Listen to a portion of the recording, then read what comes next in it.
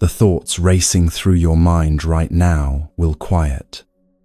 The criticism you replay on loop will lose its grip. You will set boundaries without feeling cruel. And something will shift that makes everything else possible. You will stop believing something is fundamentally wrong with you. 8 authentic Buddhist stories answer the questions that keep you exhausted. Not modern parables or motivational tales. These come from the Pali Canon, from ancient Jatakas, from texts preserved for centuries. Why your mind jumps constantly and what actually settles it. How others' expectations became your cage, and how to step free. The difference between absorbing someone's anger and protecting yourself from it. These aren't lectures you must endure or principles you should memorize. They are lived experiences of people who struggled exactly as you do. A monk whose thoughts wouldn't stop. A person who learned that beauty can become burden. Someone who discovered you can be kind without being a doormat. Each story delivers specific medicine. By the time we finish, anxiety won't vanish, but you will relate to it differently. The weight pressing on your chest will feel lighter because you will understand what you've been carrying and why you never had to. Settle into comfort wherever you are. We begin with what the Buddha taught about the restless mind, using the image of a monkey in the Himalayan forests, grabbing one branch after another, never at rest. You know this monkey intimately. Let me show you what happens when you finally stop trying to control it.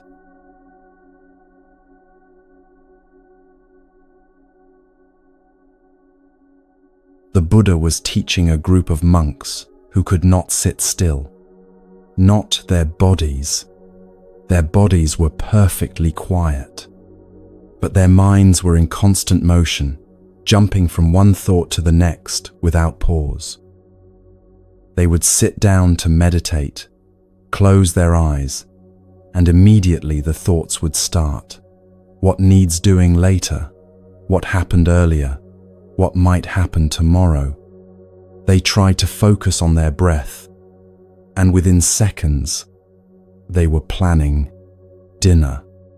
They attempted to watch their thoughts pass, and instead got caught in stories about the thoughts is less than Hasson.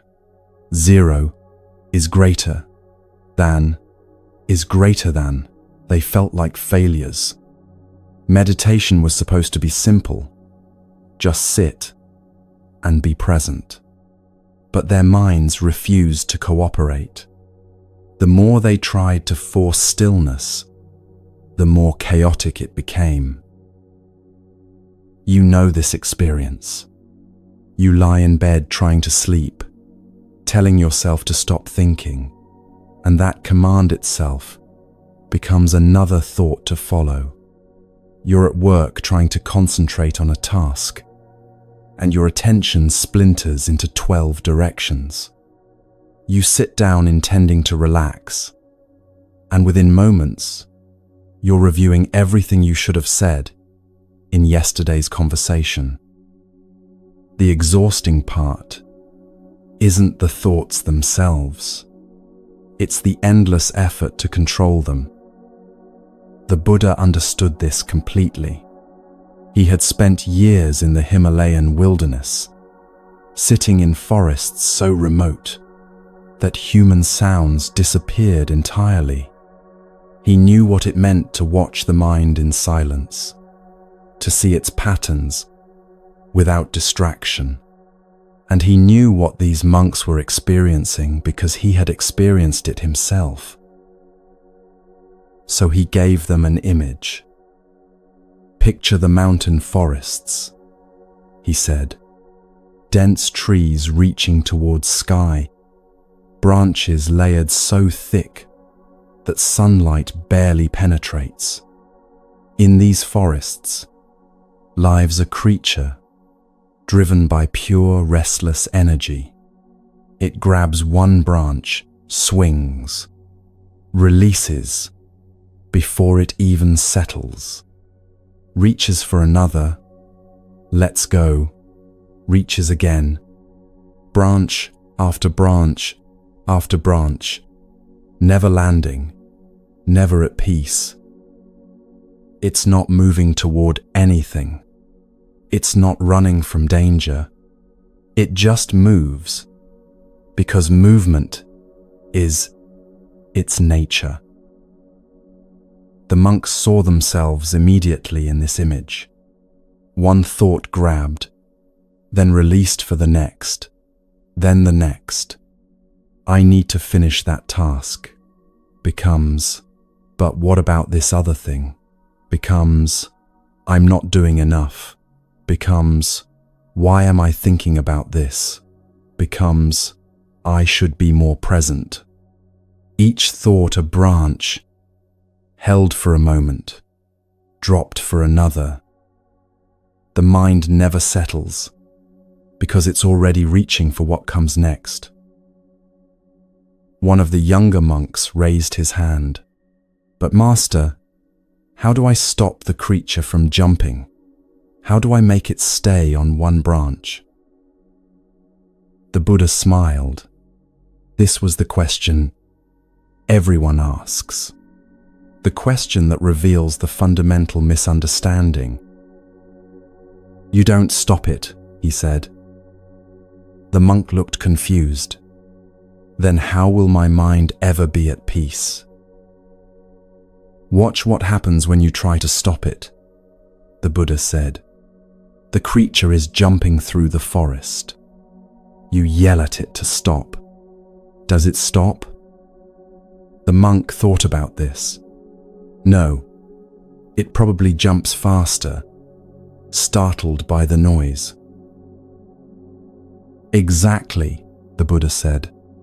And if you try to catch it, if you chase after it trying to grab it and force it to be still, it would run from me, the monk answered. It would never stop moving as long as I was pursuing it. This is what you do with your thoughts, the Buddha explained. A thought appears. You immediately try to catch it or push it away. That effort is like chasing the creature through the forest. You think you're solving the problem, but you're creating more movement, more chaos, more restlessness. The monks sat with this. They had been fighting their own minds for so long, believing that peace required winning the fight. But the Buddha was suggesting something completely different. So what do we do? Another monk asked. Watch it, the Buddha said simply. Just watch. The creature jumps from branch to branch. You don't chase it. You don't yell at it. You don't try to convince it to be different. You simply stand in the forest and observe. This is what's happening right now. And when you watch without interfering, something remarkable occurs. The creature begins to slow down, not because you forced it, but because you stopped energizing its restlessness with your reaction. One of the older monks spoke up. But Master, when I try to just watch my thoughts, I end up thinking about watching my thoughts. I have a thought about my breath, then a thought about having a thought about my breath, then a thought about trying not to think. It never ends. The Buddha nodded. Yes, this happens. And what do you do when you notice you're thinking about thinking? The monk paused. I get frustrated with myself.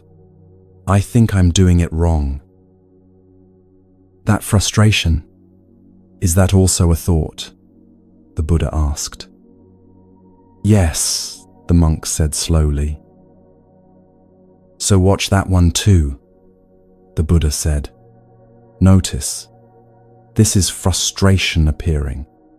This is the thought that I'm doing it wrong. You don't need to fix anything. You're not trying to achieve a state where thoughts never appear. You're learning to recognize thinking as thinking, without getting pulled into the story the thought wants to tell. He continued, right now, a thought appears in your mind. Let's say it's worry about something you need to do tomorrow. Immediately, without noticing, you step inside the worry. You start planning, rehearsing, imagining scenarios. You're no longer aware that thinking is happening. You've become the thinking. But if you catch it, if you notice, this is worry appearing, suddenly there's space. The worry is still there, but you're not inside it. You're watching it, like watching weather move across the sky. A young monk asked, how long does it take before the creature stops jumping, before thoughts stop appearing? The Buddha considered this. That's the wrong question. Thoughts will always appear. That's what minds do. The creature will always be a creature of the forest. But over time, with patient watching, the frantic jumping slows. The desperate grasping eases. And you discover something profound. Even when thoughts are present, you can be at peace. Because peace isn't the absence of thought. It's the absence of struggle with thought. The monks began practicing that very day. They returned to their meditation cushions with different instructions now. Not to empty the mind, not to achieve perfect concentration, but simply to notice when thinking occurred. One monk found himself planning his afternoon tasks within seconds of sitting down. His old habit would have been to berate himself, to try forcing his attention back to the breath through sheer willpower. Instead, he practiced what the Buddha taught. This is planning. This is what's happening now. The planning thought didn't disappear immediately, but something shifted. He was aware of planning rather than lost in it. The thought continued for a few more seconds, then dissolved on its own. Another monk noticed anxiety about an upcoming conversation with a difficult elder. The anxiety wanted to spiral into rehearsing what to say, imagining how it might go wrong, preparing defenses. But he caught it. This is anxiety about the future. Just naming it created distance. The anxiety was still present. He could feel it in his chest, but he wasn't drowning in its story. He was standing on the shore watching it, rather than being swept away by the current. A third monk discovered something unexpected. He had been sitting for perhaps 10 minutes, watching thoughts come and go, when suddenly he realized no thought was present. He was simply aware. The gap lasted maybe 3 seconds before a thought appeared. Oh, there's no thought right now. And the gap closed. But he had tasted something. A space that existed before thinking, underneath thinking, always available. Over the following weeks, the Buddha continued teaching them the subtleties of this practice. Most of you think watching means commenting on thoughts, he said one morning. A thought appears, and immediately you narrate it. I'm thinking about food. That's a thought about food. I shouldn't be thinking about food. This isn't watching. This is adding more thinking, on top of thinking.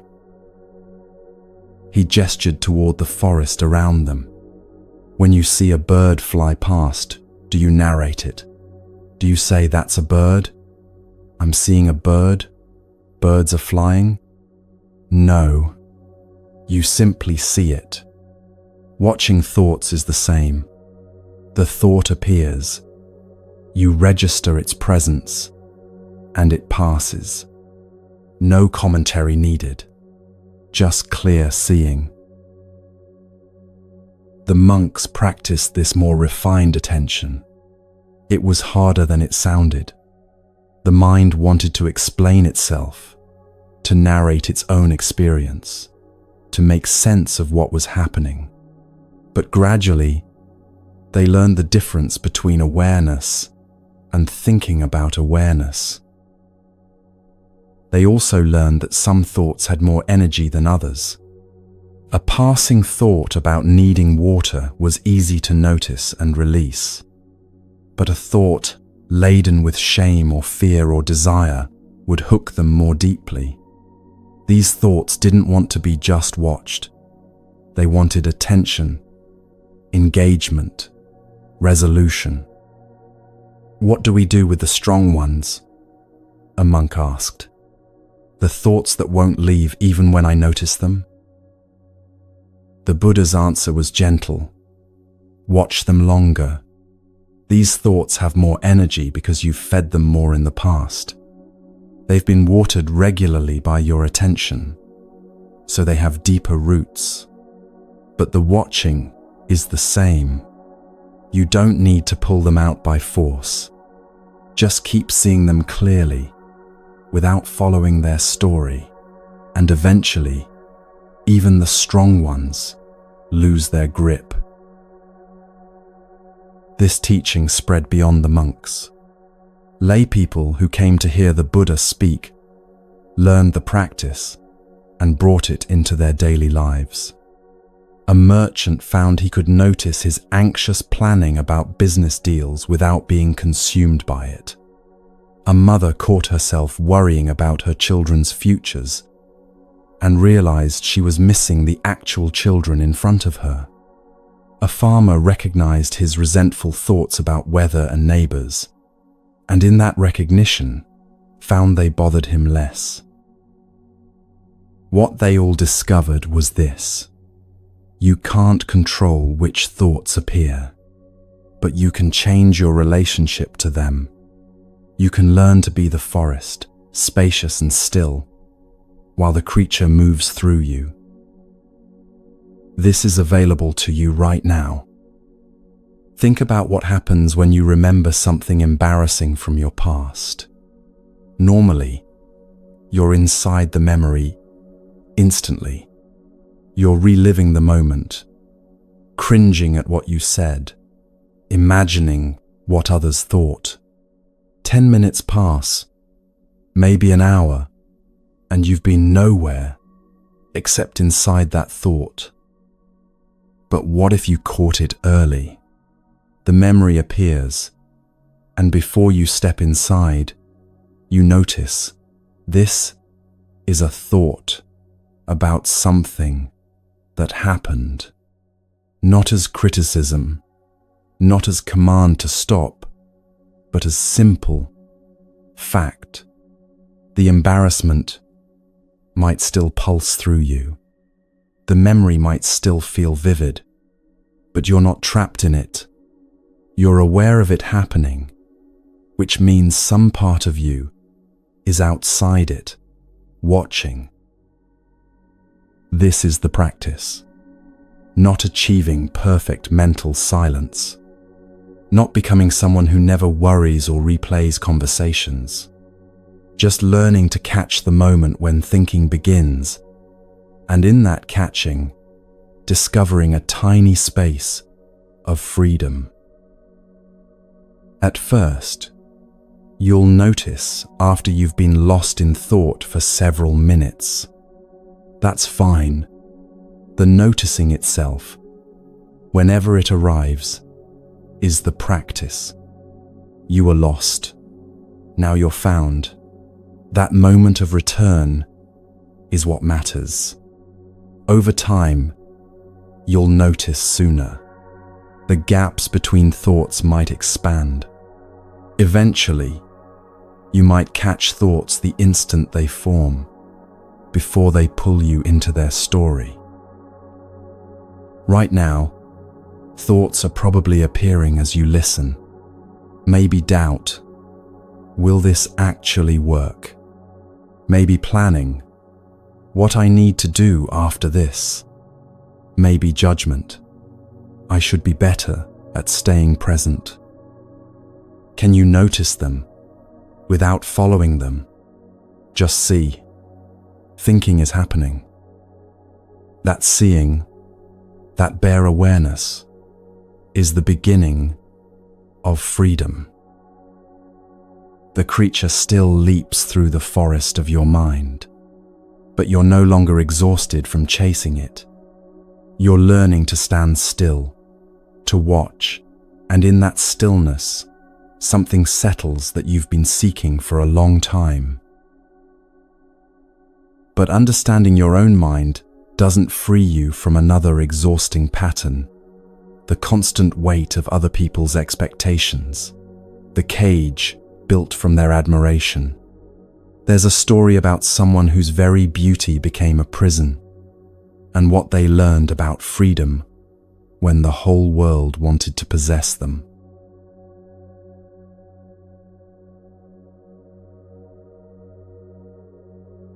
In the high mountain forests of the Himalayas, there lived a creature who had never thought about his own beauty. His feathers shimmered gold in the morning light, shifted to bronze at midday, glowed like copper at sunset. But he didn't know this was remarkable. He simply lived. He drank from cold mountain streams, danced in clearings where sunlight broke through the canopy, roosted in trees that had stood for centuries. His life was uncomplicated. His life was free. He had no name, needed no name. The forest knew him by his presence. The streams recognized him by his footprints. He existed without audience, without judgment, without anyone deciding what his beauty meant or what they wanted to do with it. In the early mornings, mist would rise from the valleys below, and he would glide through it, feeling the cool moisture on his wings. In the afternoons, he would find patches of sunlight and spread his feathers to warm them. These simple pleasures required nothing from him except presence. Then one night, hundreds of miles south in a distant kingdom, a queen had a dream. She saw him moving through shadows, wings catching light, and something in her mind seized the image. When she woke, the wanting remained. Not appreciation, hunger, the kind that says, I must own this. I must possess what I've seen.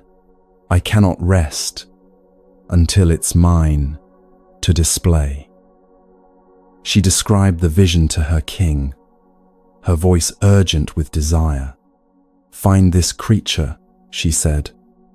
Bring it to the palace. I want to show the world what belongs to our kingdom. I want proof that we possess what others can only dream of. The king sent his best hunters north.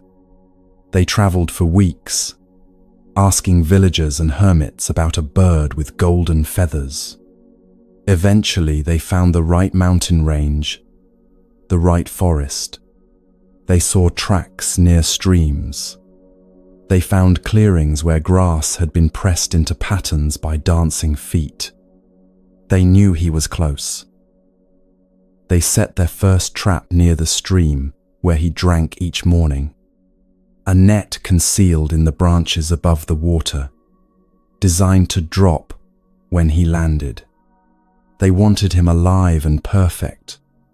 The Queen had been specific about that. Not harmed, just captured, just owned. The Golden One arrived at dawn as usual. He descended through the trees toward the water, and something felt wrong. A smell that didn't belong, a stillness in the air that made his feathers prickle. He veered away at the last moment, saw the net waiting, and understood in a flash. His life had changed. The innocence of simply existing was over. Someone wanted him, and wanting, he would soon learn, was different from appreciating.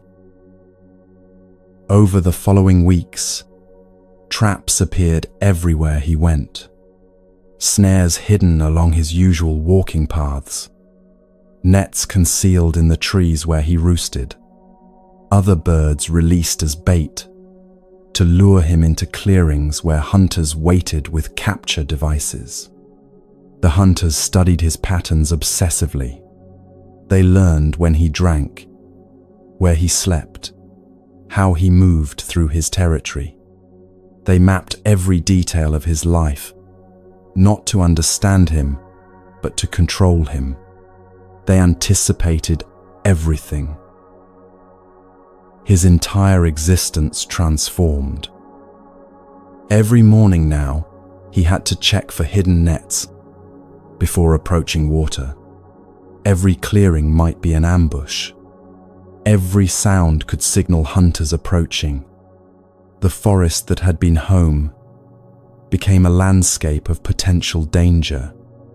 And the reason, the only reason, was the way he looked. He began to understand something profound. His beauty, which had been neutral fact, had become currency in someone else's economy of desire. He was being hunted not for food, not because he threatened anyone, not because of anything he had done, but because a woman hundreds of miles away had dreamed of him and decided he should belong to her. His beauty, which had simply existed as part of his nature, had become the source of constant threat. He couldn't make himself less golden. That wasn't possible, and it wasn't the answer. His feathers were what they were. Dimming himself wouldn't solve the problem. It would only mean living as a shadow of what he was while still being hunted. But he could learn vigilance. He could adapt. He stopped following routines. He drank at different times each day, never establishing patterns the hunters could predict. He roosted in different trees every night, never returning to the same branch twice in a week. He learned to read the forest for disturbances, the wrong smell on the wind, the too quiet birds, the feeling of being observed. His awareness sharpened, not from fear, but from clear understanding of what was actually happening. Sometimes he would arrive at his usual drinking spot and sense the trap before seeing it. His body knew the difference between forest emptiness and hunter emptiness. He learned to trust these instincts. Other times, he would deliberately approach a clearing where he sensed waiting hunters, then veer away at the last second, teaching them that he was aware that he could not be fooled by their patience. And through this sharpened awareness, something deeper emerged. He began to see the situation for what it truly was. The Queen had never seen him, except in a dream. She didn't know how he moved through the world, what sounds he made in the early morning, what his actual life consisted of. She wanted to possess an image, a projection, a thing she could point to and say, "This belongs to me. This proves my worth. This demonstrates my power to acquire what others cannot." The hunters pursuing him year after year weren't interested in his well-being. They didn't care about his nature or his freedom. They wanted to trap him, cage him, put him on display so others could admire what their kingdom owned. Their attention was a form of violence dressed as admiration. They would call it appreciation while constructing the cage. This understanding settled into him like stillness after storm. Being wanted is not the same as being valued. Being admired is not the same as being understood. Being praised for your beauty means nothing if that praise comes with the demand that you surrender your freedom to serve someone else's image of you. Years passed. The hunters never caught him, not because he hid in caves or dulled his feathers, but because he learned to live with clarity instead of assumption. He remained exactly himself, golden, magnificent, dancing in clearings when the spirit moved him. But he no longer believed his beauty was something others would simply appreciate from a respectful distance. He understood that what made him extraordinary also made him a target for those who confused possession with appreciation. The queen's desire never faded. She died still longing for what she could not own, still believing that capturing him would have completed something in herself. The hunters grew old and gave up their pursuit. New hunters were sent, but they too failed. And the Golden One lived out his days in the mountains, drinking from streams, moving through the forest on his own terms, free not because he hid, but because he refused to let others' desire for him create any obligation. This story lives in your life right now. You know what it feels like to be praised for something, then trapped by that praise. Someone notices you're reliable, and suddenly you're carrying everyone's work. Someone admires your patience, and now you can't express frustration without disappointing them. Someone loves your strength, and showing vulnerability feels like betrayal. The quality that was simply part of your nature becomes a role you must perform constantly. And beneath that performance, you're exhausted. Like the Golden Peacock, you can't unbecome what you genuinely are. If you're naturally capable, you can't fake incompetence. If you're genuinely kind, you can't pretend cruelty. Your qualities are real. But here's what the story reveals. Those qualities exist for your own life, not for others' convenience. The peacock's beauty didn't exist to fulfill a queen's dream.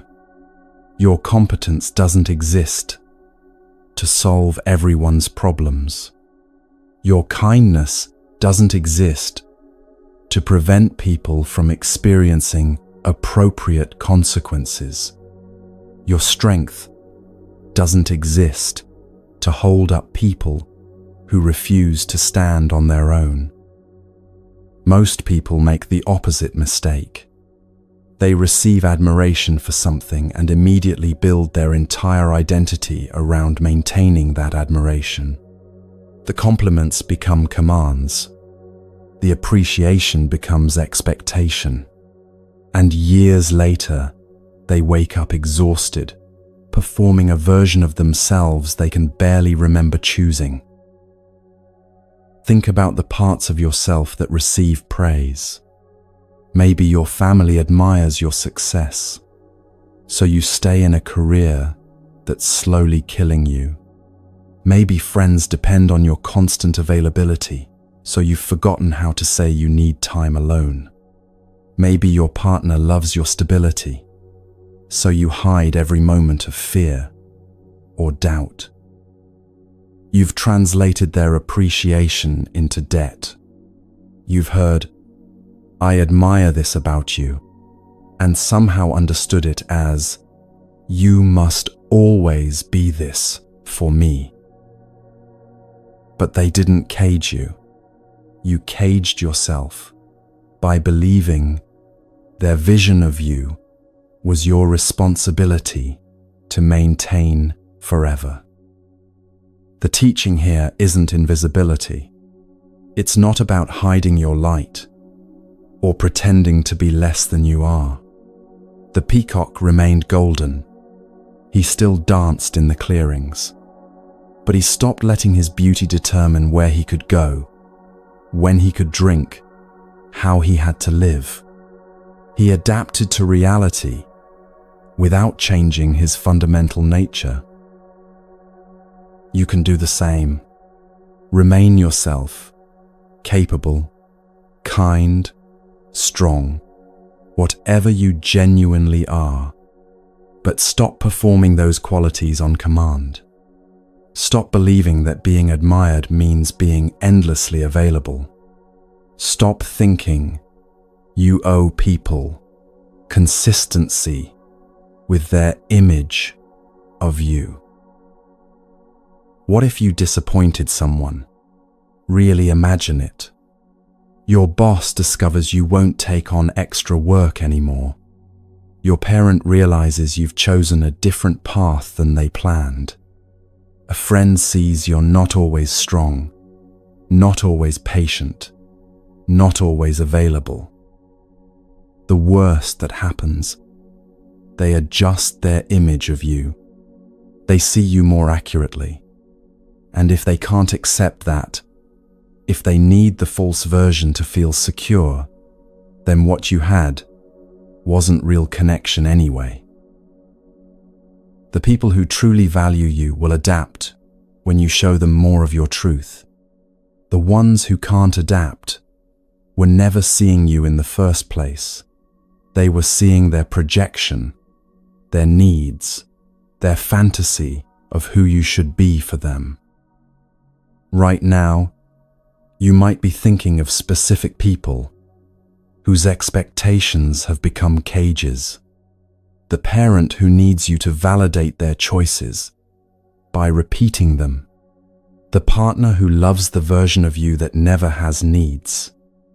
The workplace that assumes you'll handle everything because you always have. What would it feel like to step back from those expectations? Not with cruelty, not with drama, but with quiet honesty about who you actually are versus who they've decided you should be. Some will adjust, some won't. But living your life inside their expectations is a cage you'll eventually suffocate in, just like the palace cage the queen prepared for a creature who belonged to the mountains. The Golden Peacock lived free until the end of his days, admired by some, hunted by others, but owned by no one. This is what freedom actually looks like. Not hiding who you are, but refusing to let others' reactions to who you are determine how you live. Understanding this lifts one burden, but there's another weight many carry daily: the words other people throw at you, the criticism that burrows into your chest and echoes for days. There's a teaching about what happens when someone stands in front of you pouring out rage, and how you can remain completely untouched while still hearing what's true.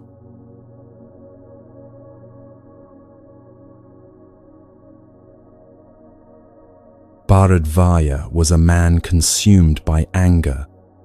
He came from a respected Brahmin family, people who prided themselves on tradition, on maintaining the old ways. But recently something had happened that he experienced as betrayal. Members of his own family, his cousins, his nephew, even his younger brother, had started following the Buddha. They would leave the house early to hear this wandering teacher speak. They quoted his words at meals. They practiced sitting meditation instead of performing the rituals Bharadvaja considered sacred. It felt like theft, like this teacher had stolen his family from under him. The anger built over months. Every time he saw his brother return from hearing the Buddha teach, something twisted in Bharadvaja's chest. He tried arguing, tried reasoning, tried shaming them back to the old practices. Nothing worked. They would just smile with infuriating calmness and say things like, "Come hear him yourself. You'll understand." Finally, Bharadvaja decided to confront this teacher directly, not to listen, not to learn, to unleash everything he'd been holding.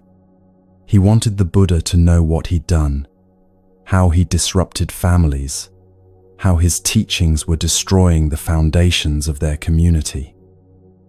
He found the Buddha sitting under a tree on the outskirts of a village. There were a few monks nearby, some lay people listening, but Bharadvaja didn't care about witnesses. He strode up directly, his body tight with accumulated rage, and began. The insults poured out. He attacked the Buddha's character, called him a fraud, a deceiver, a destroyer of families. He questioned the Buddha's teaching, his right to teach, his motives. He used language designed to wound, to provoke, to force some reaction. The words came faster and harsher as he went on. Each sentence, an attempt to pierce whatever calm this teacher claimed to possess. The Buddha didn't interrupt. He didn't defend himself. He didn't show anger or hurt, or even mild irritation. He simply sat, his eyes steady on Bharadvaja, his body completely still.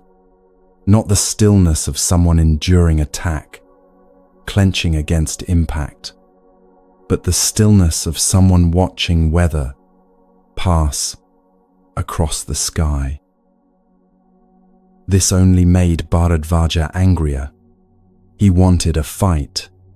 He wanted defense or counterattack, something he could push against, something that would justify the rage burning through him. But the Buddha just listened, his face expressing neither agreement nor offense, just clear attention. Finally, Bharadvaja exhausted himself.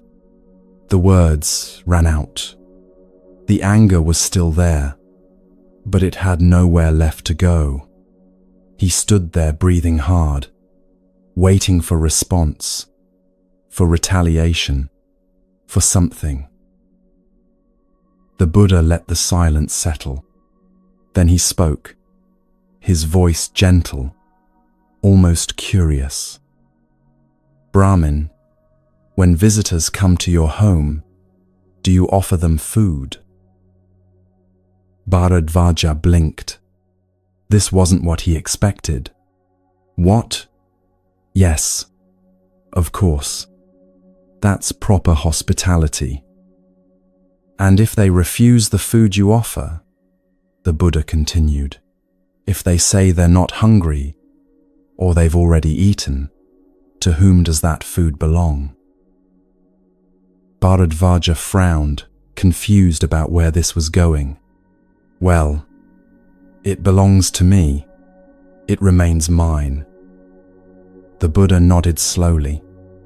In the same way, Brahmin, The abuse you have offered me, the insults, the harsh words, the accusations, I do not accept them. They remain with you. Something cracked open in Bharadvaja's chest. He had come here carrying poison, intending to make the Buddha drink it. He had hurled every painful thing he could think of, expecting them to land, to wound, to force some reaction that would prove this teacher was just another man who could be hurt. But the Buddha had simply not taken it. The poison was still there, but Bharadvaja was the one holding it.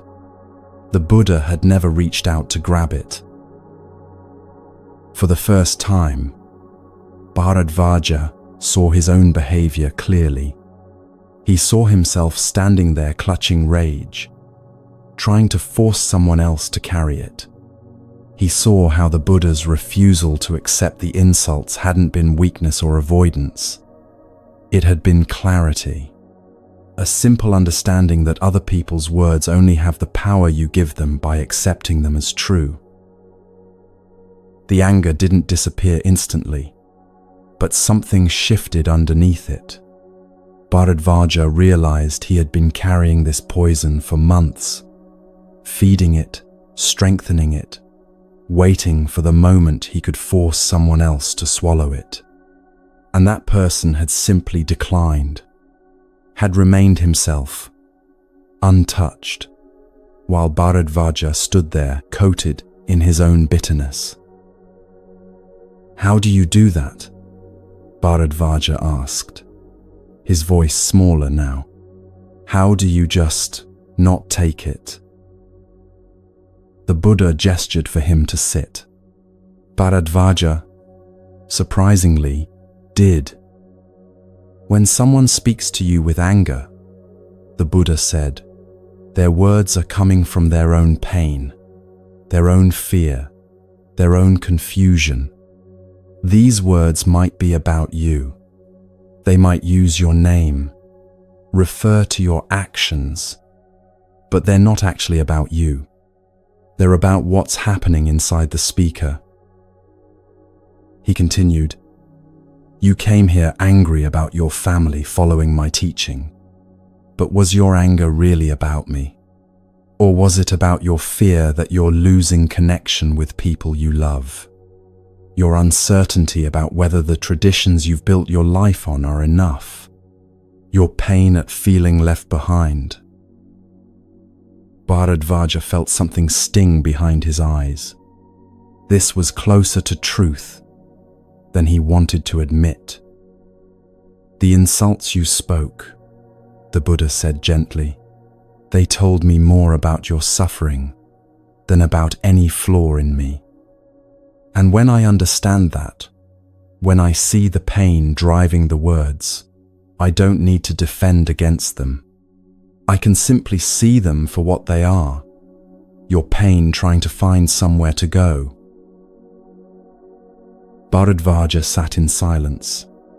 The Buddha wasn't asking him to apologize, wasn't demanding he take back what he'd said, was simply offering him this understanding. Words are only gifts if you accept them. Insults are only wounds if you take them in.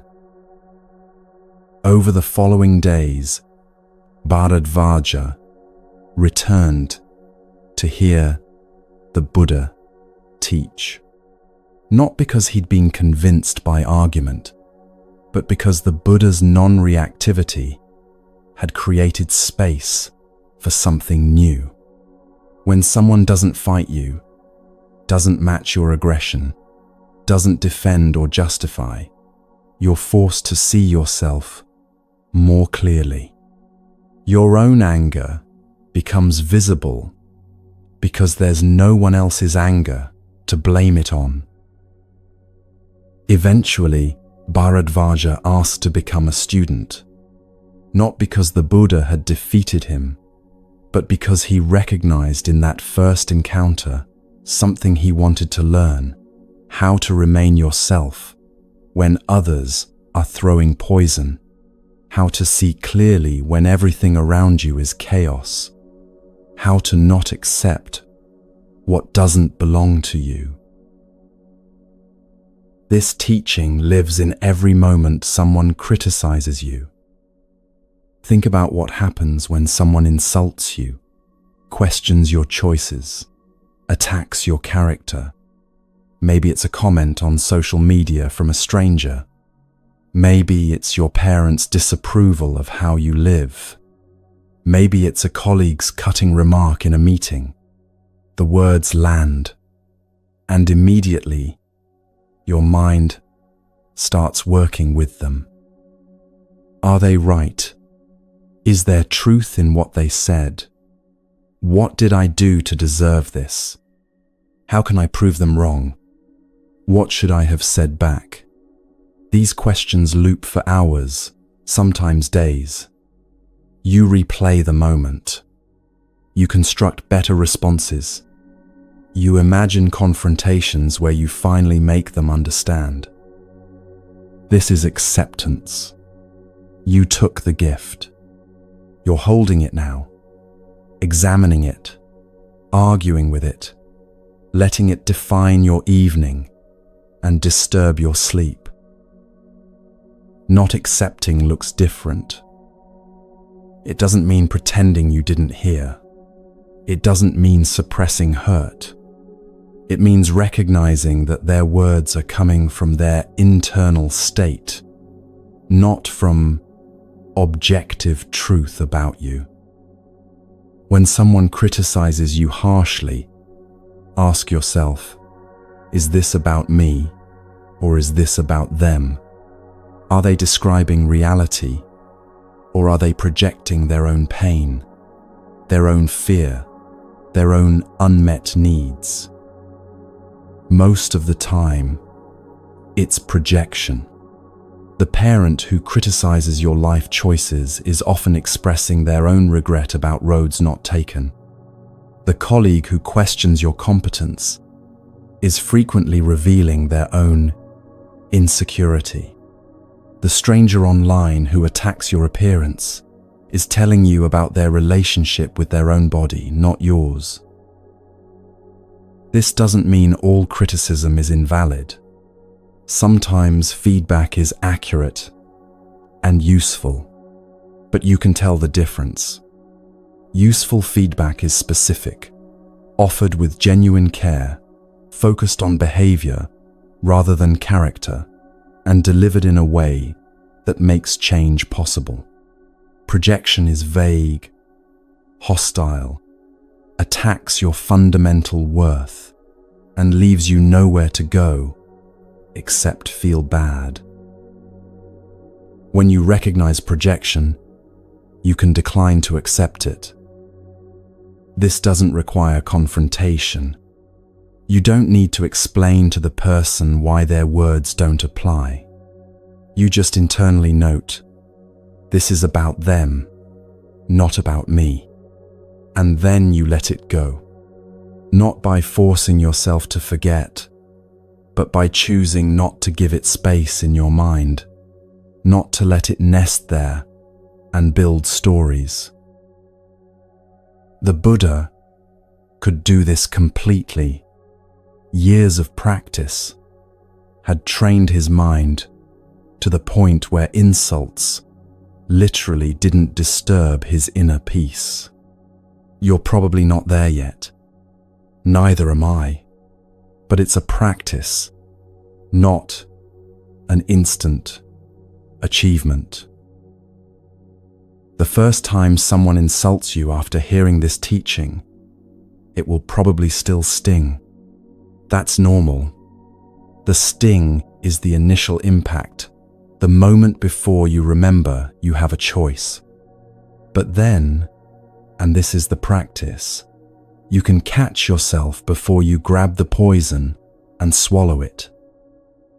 You feel the sting, acknowledge it existed, and then ask, do I want to carry this? Is this mine to hold? More often than not, the answer will be no. It's theirs.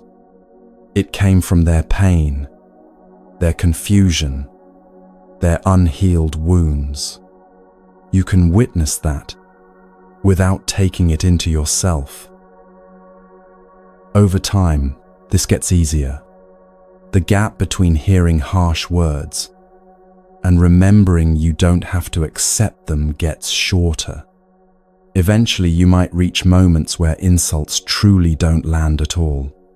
Not because you've built walls, but because you see so clearly where they're coming from that they never feel personal. This week, practice this with small things. Someone makes a passive-aggressive comment. Someone questions your judgment. Someone implies you're not enough in some way.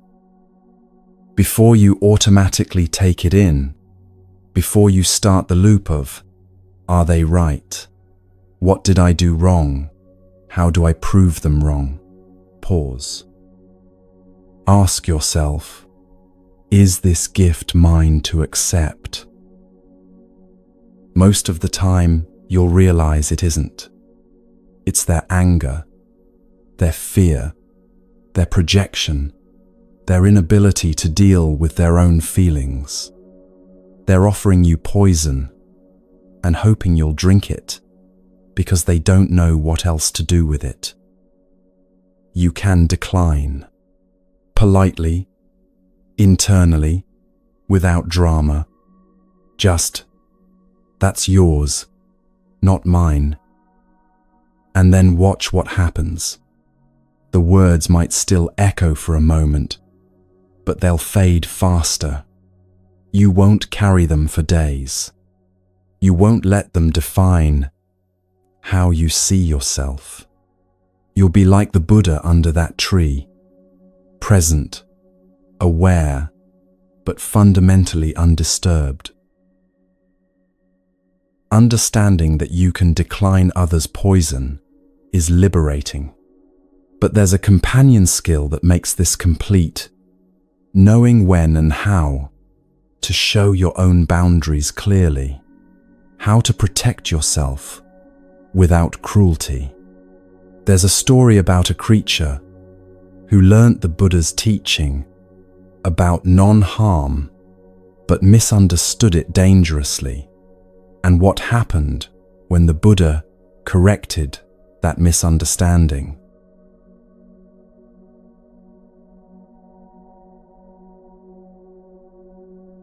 Near a small village at the edge of the forest, there lived a serpent with a terrible reputation.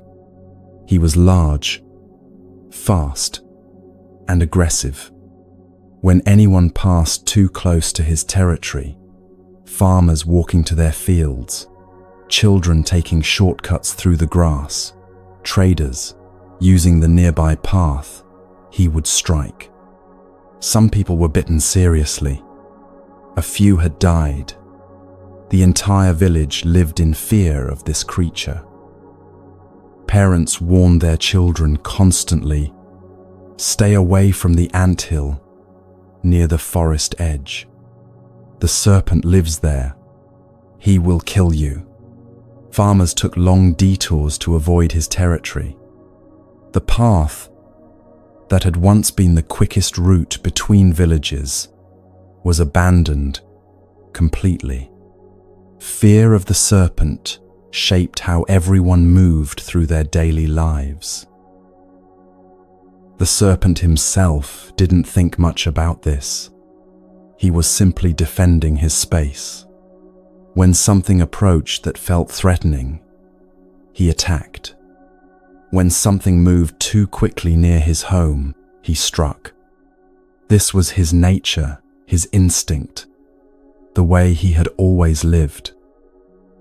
Then one day, the Buddha was traveling through the area. Villagers rushed to warn him. "Don't go near the forest edge," they said urgently. "There's a deadly serpent there. He's killed people. Please, take the long route around." The Buddha thanked them for their concern, but continued walking toward the serpent's territory. The villagers watched from a distance, certain they were about to witness another death. When the Buddha approached the anthill, the serpent sensed the intrusion immediately. He emerged from his den, body coiled and ready, hood spread in warning. This was the posture that usually sent people running. But the Buddha didn't run. He stood calmly, his eyes meeting the serpent's without fear or aggression. The serpent moved closer, ready to strike, but something in the Buddha's presence stopped him. There was no threat in this person, no aggression to match, no fear to feed on, just steady, clear awareness. The Buddha spoke gently. "You've caused a great deal of suffering. Do you know how many people live in fear because of your violence? How many have been harmed? How many families have lost someone they loved?" The serpent had never thought about it this way. He had only thought about territory, about threat, about the instinct to defend. But now, seeing himself through the Buddha's words, something shifted.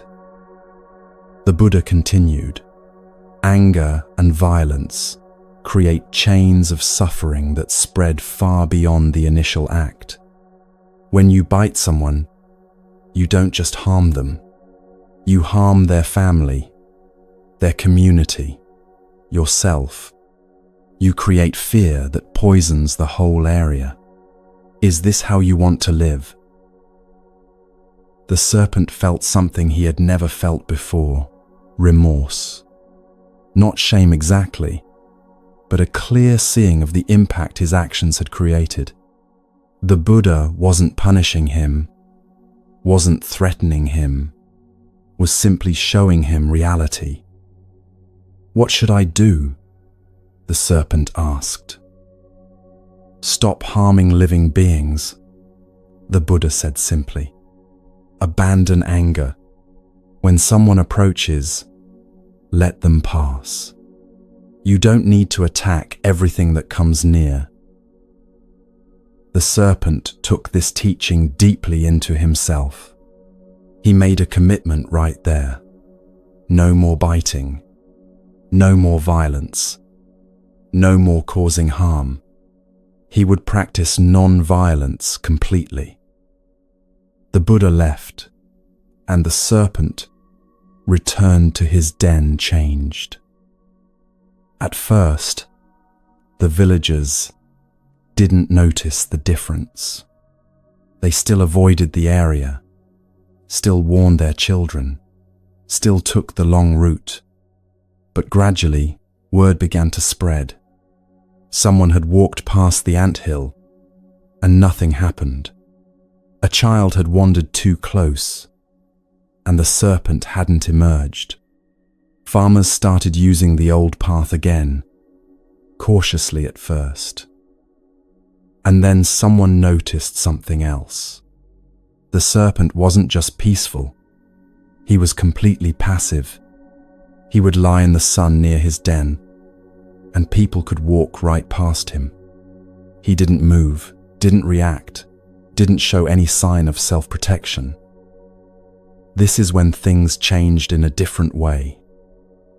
A group of village boys noticed the serpent's new behavior. They saw he wasn't dangerous anymore.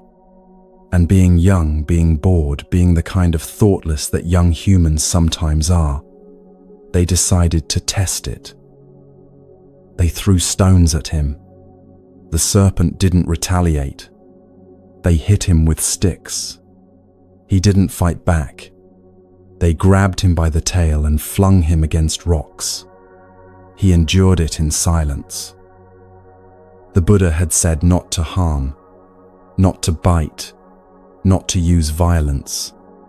So the serpent interpreted this as, accept whatever comes.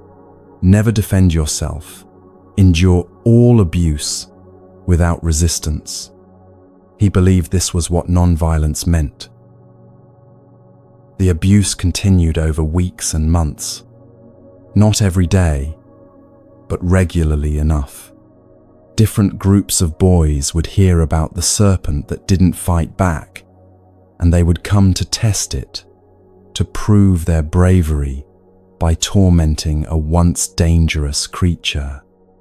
Adults who had feared him now felt emboldened to kick him out of their way when he was crossing a path. The serpent's body showed the damage. Scales were broken and scarred. He moved more slowly. He became thin because he was afraid to hunt, afraid that any movement might be interpreted as aggression. He was practicing what he thought the Buddha had taught: complete non-violence, total non-resistance. Months later, the Buddha returned to the area. He went to the anthill to see how the serpent was doing. What he found shocked him. The serpent was lying near his den, battered and weak. His body was covered in wounds. He looked like he might not survive much longer. When he saw the Buddha approaching, he tried to raise his head in greeting, but barely had the strength. "What happened to you?" the Buddha asked gently. The serpent explained everything: how he had stopped biting as instructed, how the villagers had noticed, how the abuse had started, how he had endured it all because he understood that harming others was wrong. "I did what you taught me," the serpent said weakly. "I haven't bitten anyone. I haven't caused harm. But this is what happened." The Buddha's response was immediate and clear. "I told you not to bite," he said. "I did not tell you not to hiss." The serpent looked confused. The Buddha knelt down closer. Non-violence doesn't mean accepting all violence against you. It means not harming others out of anger or cruelty. But you still need to protect yourself. You still need boundaries. You still need to show others that you cannot be abused. He continued, "When those boys approached you with stones, what would have happened if you had raised your hood, hissed loudly, showed your fangs? You wouldn't have bitten them, but they would have seen you had limits. They would have understood you were not prey, not a toy to torment. The hissing would have protected both you and them." "But isn't that aggression?" the serpent asked. "No," the Buddha said.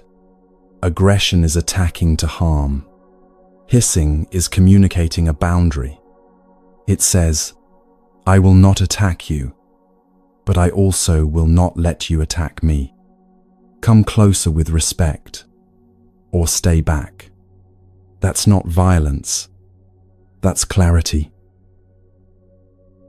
The Buddha explained further, "When you bit people before, you were acting from anger. You were harming them because they triggered your rage. That creates suffering.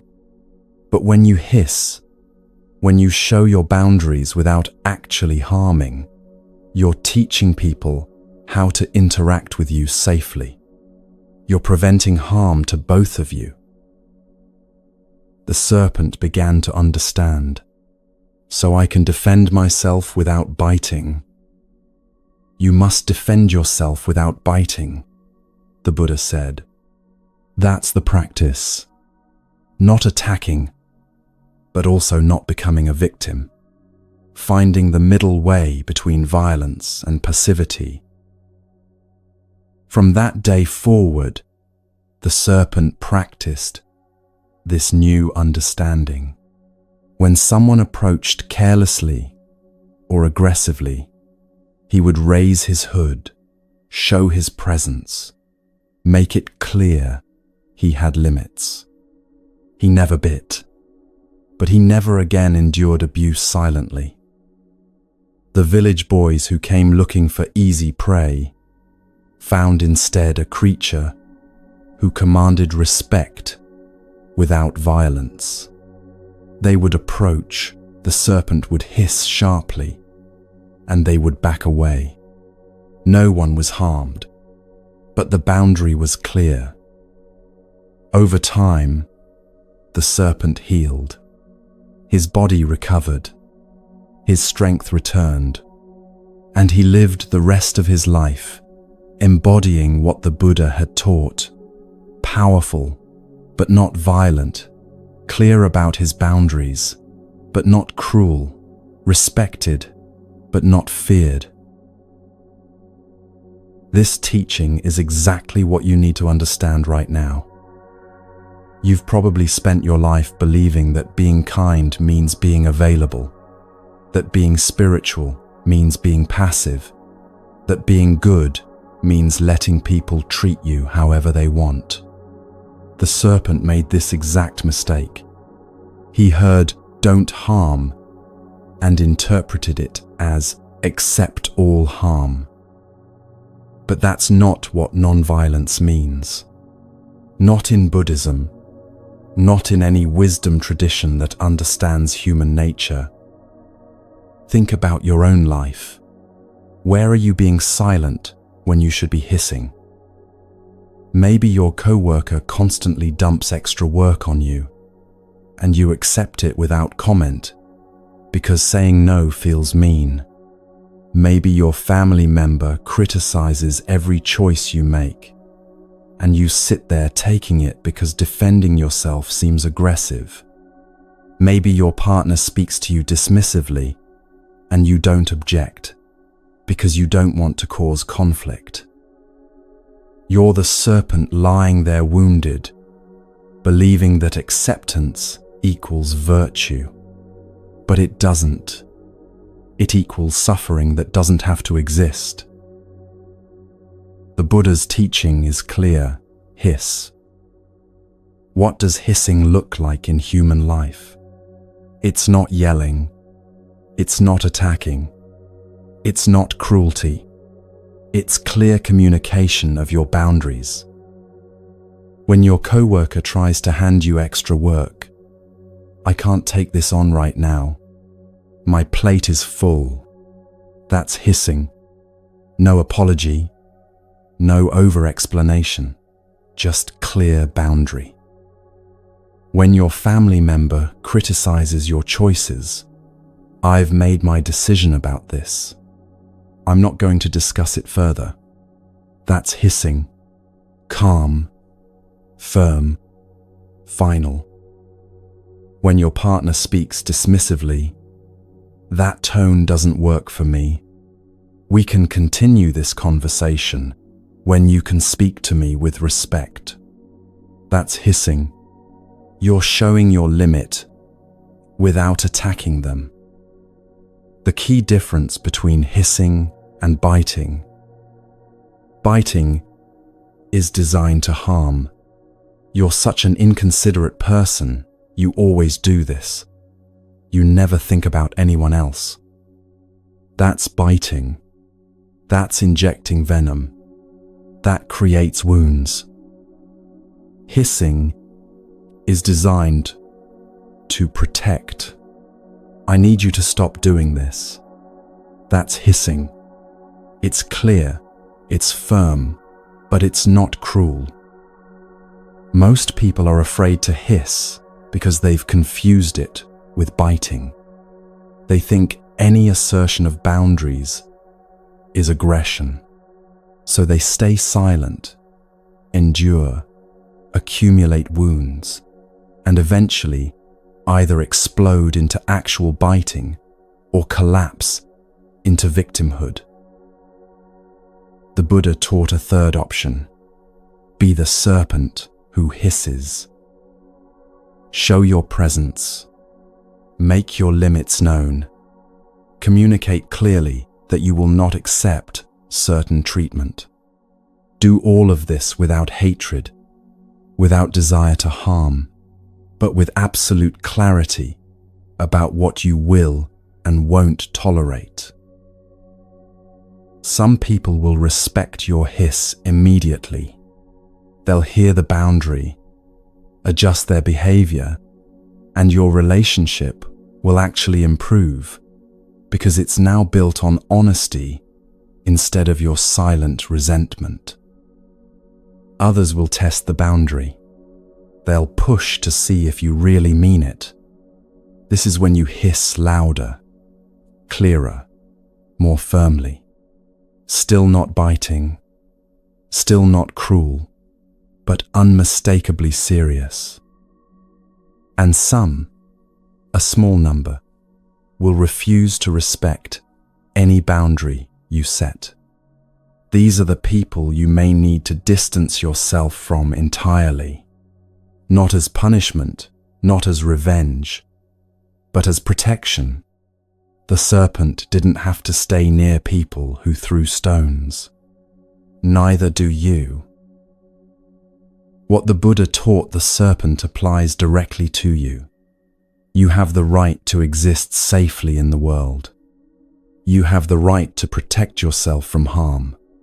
You can do this without becoming the thing you're protecting yourself from. You can set boundaries without being cruel. You can say no without being hateful. You can show your limits without attacking. This is the middle way. Not violence, not passivity, but clear presence. Right now, identify one place where you need to hiss.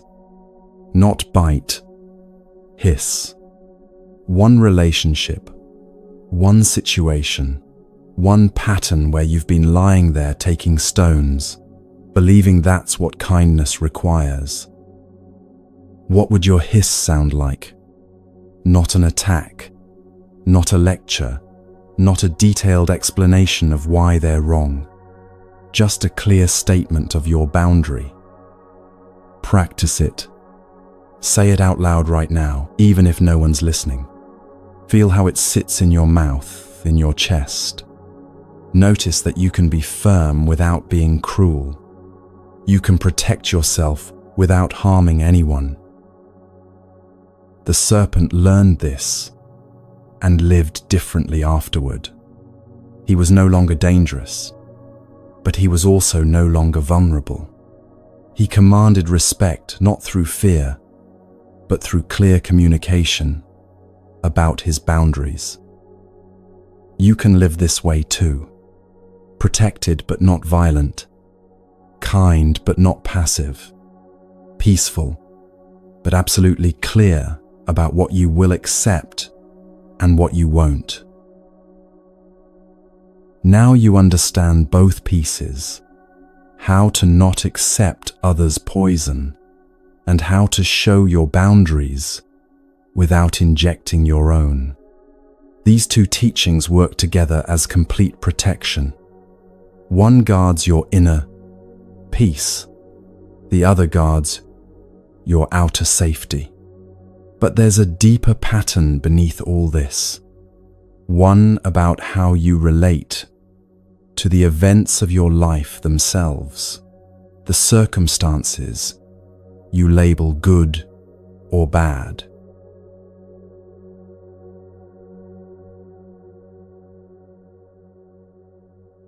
The question people ask most often is, when do I use which one?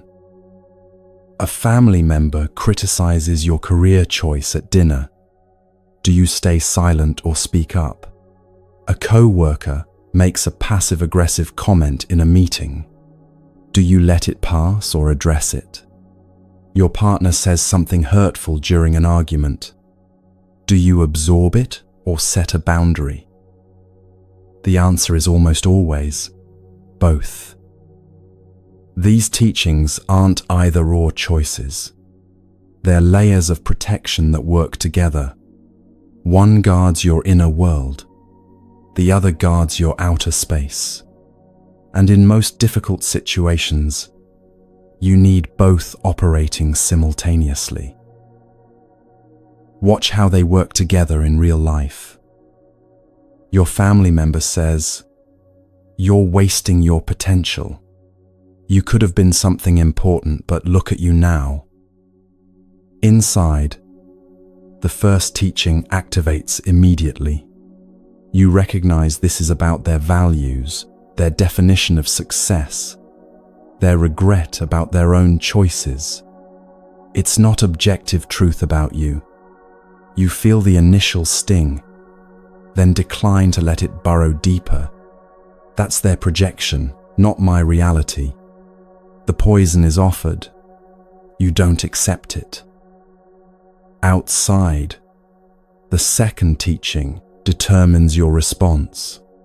You speak calmly but clearly. "I'm not going to discuss my career choices with you anymore. If you can't respect my decisions, we'll talk about other things." You've set a boundary without injecting venom. You've hissed, not bitten. Both together. You're protected internally from their words becoming your self-doubt, and you're protected externally from this becoming a pattern that repeats every family gathering. The conversation moves on or ends, and you remain centered. A coworker makes a passive-aggressive comment in a meeting. Something like, "Well, if everyone did their part on time like they're supposed to, we wouldn't have these issues." Everyone knows it's directed at you. Inside, first teaching, you don't absorb it as truth. You recognize passive aggression as their inability to communicate directly, their own discomfort with conflict. You don't spend the afternoon spiraling into, "Am I unreliable? Am I the problem? Do they all hate me?" Outside, second teaching. After the meeting, you speak to them directly.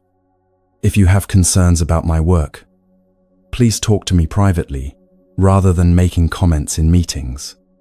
I'm happy to discuss any actual issues." Clear boundary, no venom. Both shields. The comment doesn't wound you, and the pattern doesn't continue. Your partner says something during an argument that crosses a line, something deliberately hurtful about your appearance, your intelligence, your past. Inside, you recognize this is them lashing out from their own pain, saying something they know will hurt because they're hurt. It's not truth. It's a weapon they grabbed in desperation. You don't let it redefine how you see yourself. Outside, you stop the conversation immediately. "We're done talking right now. When you attack me personally, I'm not going to engage. We can continue when you can disagree without being cruel." You leave the room if needed. Both shields. Your self-worth remains intact, and you've shown clearly that this behavior ends the conversation. When you talk again, there's a better chance it will be productive because you didn't accept the poison and you showed your limit. Notice the pattern. The inner shield is immediate and automatic. It happens in your mind the moment words are spoken. The outer shield requires conscious action. It's what you say or do in response. Sometimes you'll use one more than the other, depending on the situation. Stranger online says something cruel about you. Inner shield only. You see it's their stuff. You don't internalize it. You move on. No outer response needed. They're not in your actual life. They get no boundary conversation. They get nothing. boss regularly overloads you with work, outer shield primarily. You might not care much what they think of you personally, so their words don't wound. But you absolutely need to set limits about the workload. I can take on A or B, but not both. Which is the priority? Close friend makes a hurtful comment. Both shields fully engaged. You care about this relationship, so you protect it with both internal non-acceptance of their bad moment, defining your whole friendship, and external clear communication that this isn't okay. Understanding when each shield is needed comes with practice. The general principle: use the inner shield always. Every time someone offers you poison, decline it internally. This is a constant practice, a way of relating to all criticism and hostility. Use the outer shield when there's a pattern, there's a relationship you want to maintain, but needs correction. There's ongoing access to you that's being abused, or silence would communicate acceptance. Don't use the outer shield when it's a one-time interaction with no future relationship. Engaging would escalate danger. Your energy is better spent elsewhere, or the person is completely unable to hear boundaries. Sometimes the best boundary is walking away entirely. Some people will test whether your shields are real. They'll insult you to see if you internalize it. When you don't react with self-doubt or defense, they might escalate, trying to find the words that will finally pierce you. This is when your inner shield gets stronger. Each failed attempt to wound you proves to yourself that their words aren't truth. They'll push against your stated boundaries to see if you'll enforce them. You said don't speak to you that way, and they do it again. This is when your outer shield must be consistent. You follow through. You end the conversation. You leave. You reduce contact. Your boundary must mean something, or it becomes just noise. The hardest moments are when you need both shields against someone you love.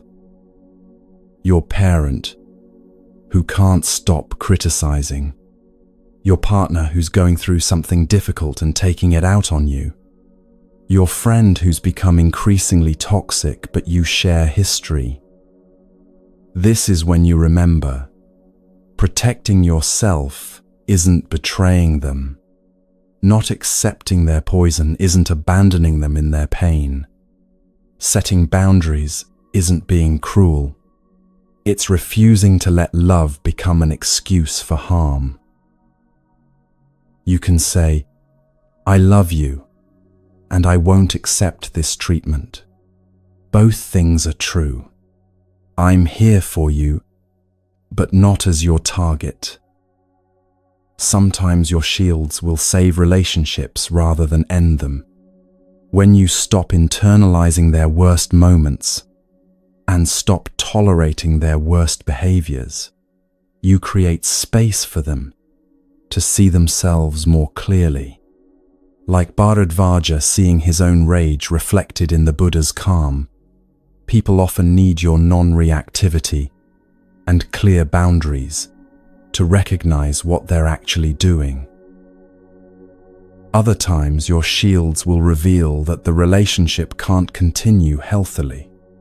If someone requires you to accept their poison and tolerate their abuse to maintain connection, that's not relationship. It's hostage situation.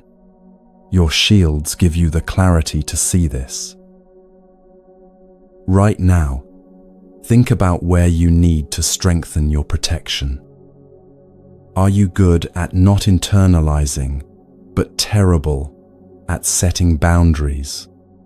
You float through insults unscathed, but you're exhausted by constant exposure to them. Practice your outer shield. Start small. Start with low-stakes situations, but start speaking your limits. Are you good at boundaries, but you internalize everything first? You can say, "Don't do that," but then you suffer internally, wondering if you're too sensitive, too difficult, too much. Practice declining the poison before it touches your sense of self. Most people need to develop one shield more than the other. Identify which one is weaker for you, and that's where you focus your practice this week. The Buddha taught both these skills because together they create freedom. Freedom from being wounded by others' words. Freedom from being trapped by others' behaviors.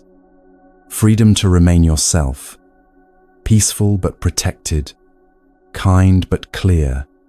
Open but not defenseless.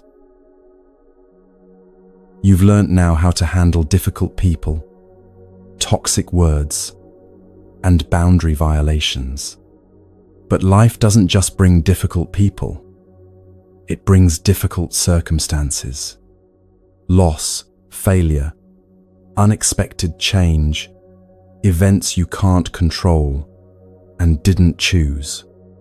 There's a teaching about someone who faced complete reversal of fortune and what he learned about meeting these moments without adding suffering to what's already difficult.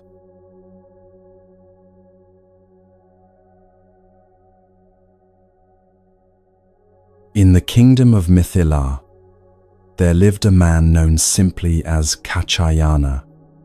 His name was spoken with respect in every corner of the city. Merchants sought his advice on disputes. Farmers brought him their land quarrels. Even the king relied on his judgment when difficult decisions needed making. Kachayana served as a royal advisor, but his reputation came from something deeper than his position. People trusted him because he saw clearly. When two parties came arguing, each certain they were right, he could find the truth underneath the emotion. When the king faced choices with no obvious answer, Kachayana could illuminate consequences others hadn't considered. His insight seemed to cut through confusion like lamplight through darkness. He had built this life carefully over years. Started as a junior clerk in the palace, observing how power worked, how decisions got made. Earned trust through consistency. Advanced because people noticed his judgment was sound, his integrity unshakable. By the time he became a royal advisor, he had a house with a garden where he grew herbs, enough income to support his family comfortably, and the genuine respect of the community.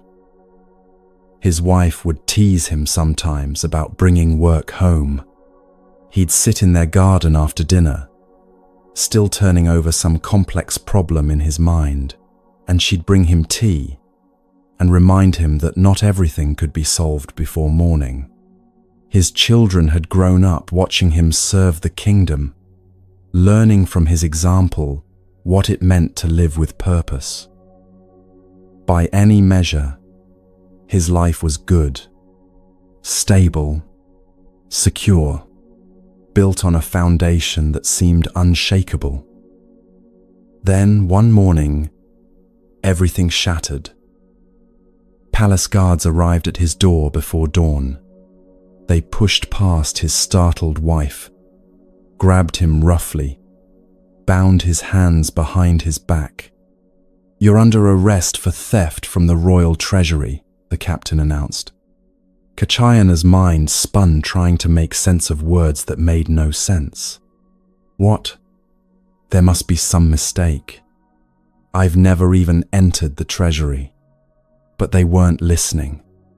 They dragged him through the streets as neighbors watched in shock as his wife stood in the doorway with tears streaming down her face.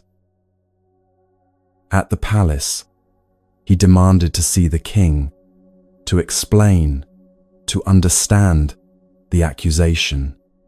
But he was told the king had already seen the evidence and made his decision. A valuable ceremonial vessel had disappeared from the treasury weeks ago. Someone claimed they saw Kachayana near the treasury that day.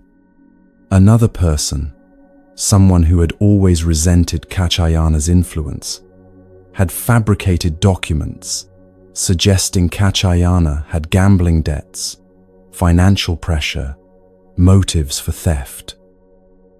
The king, trusting these reports and not investigating further, had made his judgment.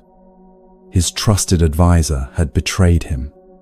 There would be no trial, no chance to present defense, no opportunity to expose the lies. Kachayana was thrown into prison.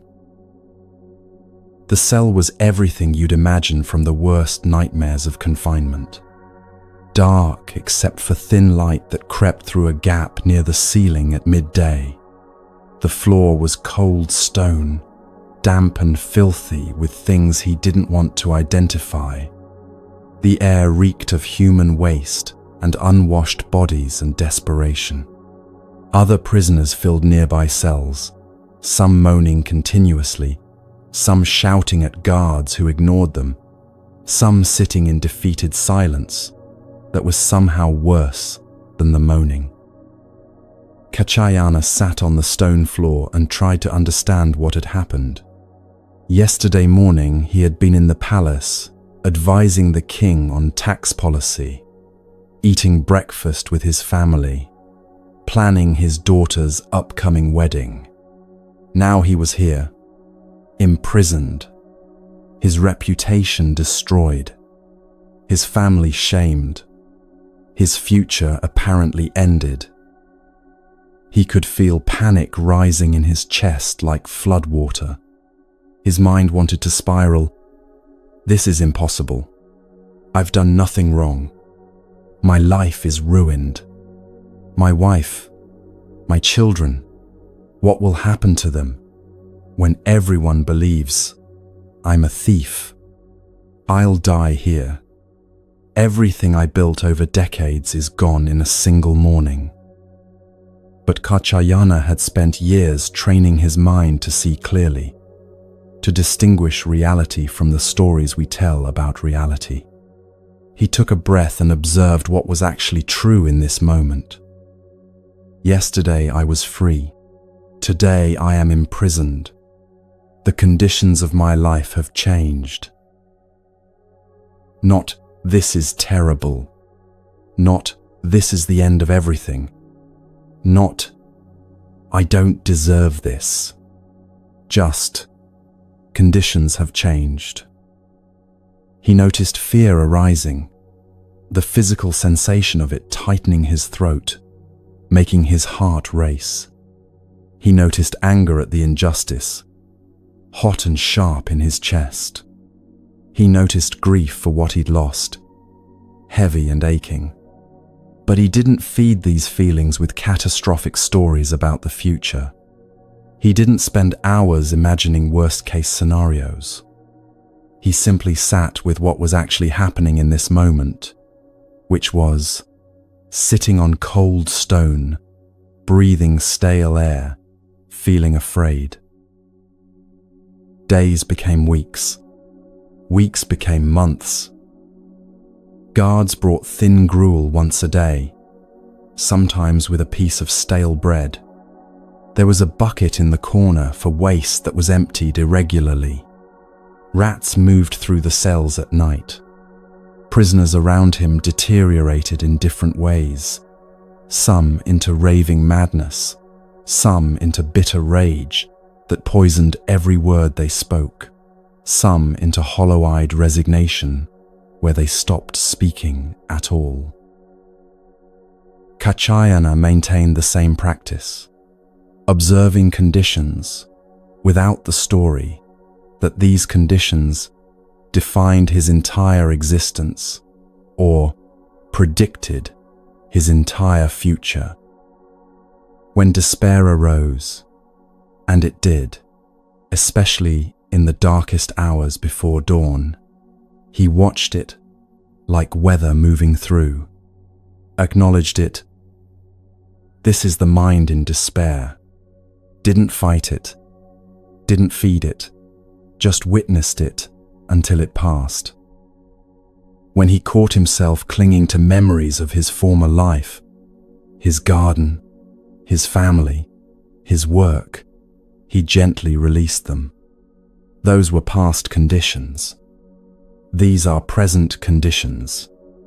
Both are temporary. When he imagined the future, dying here, never seeing his family again, being forgotten, he returned to the only moment that actually existed. This one. This breath. This sensation of cold stone. This actual moment, rather than the imagined terrible future.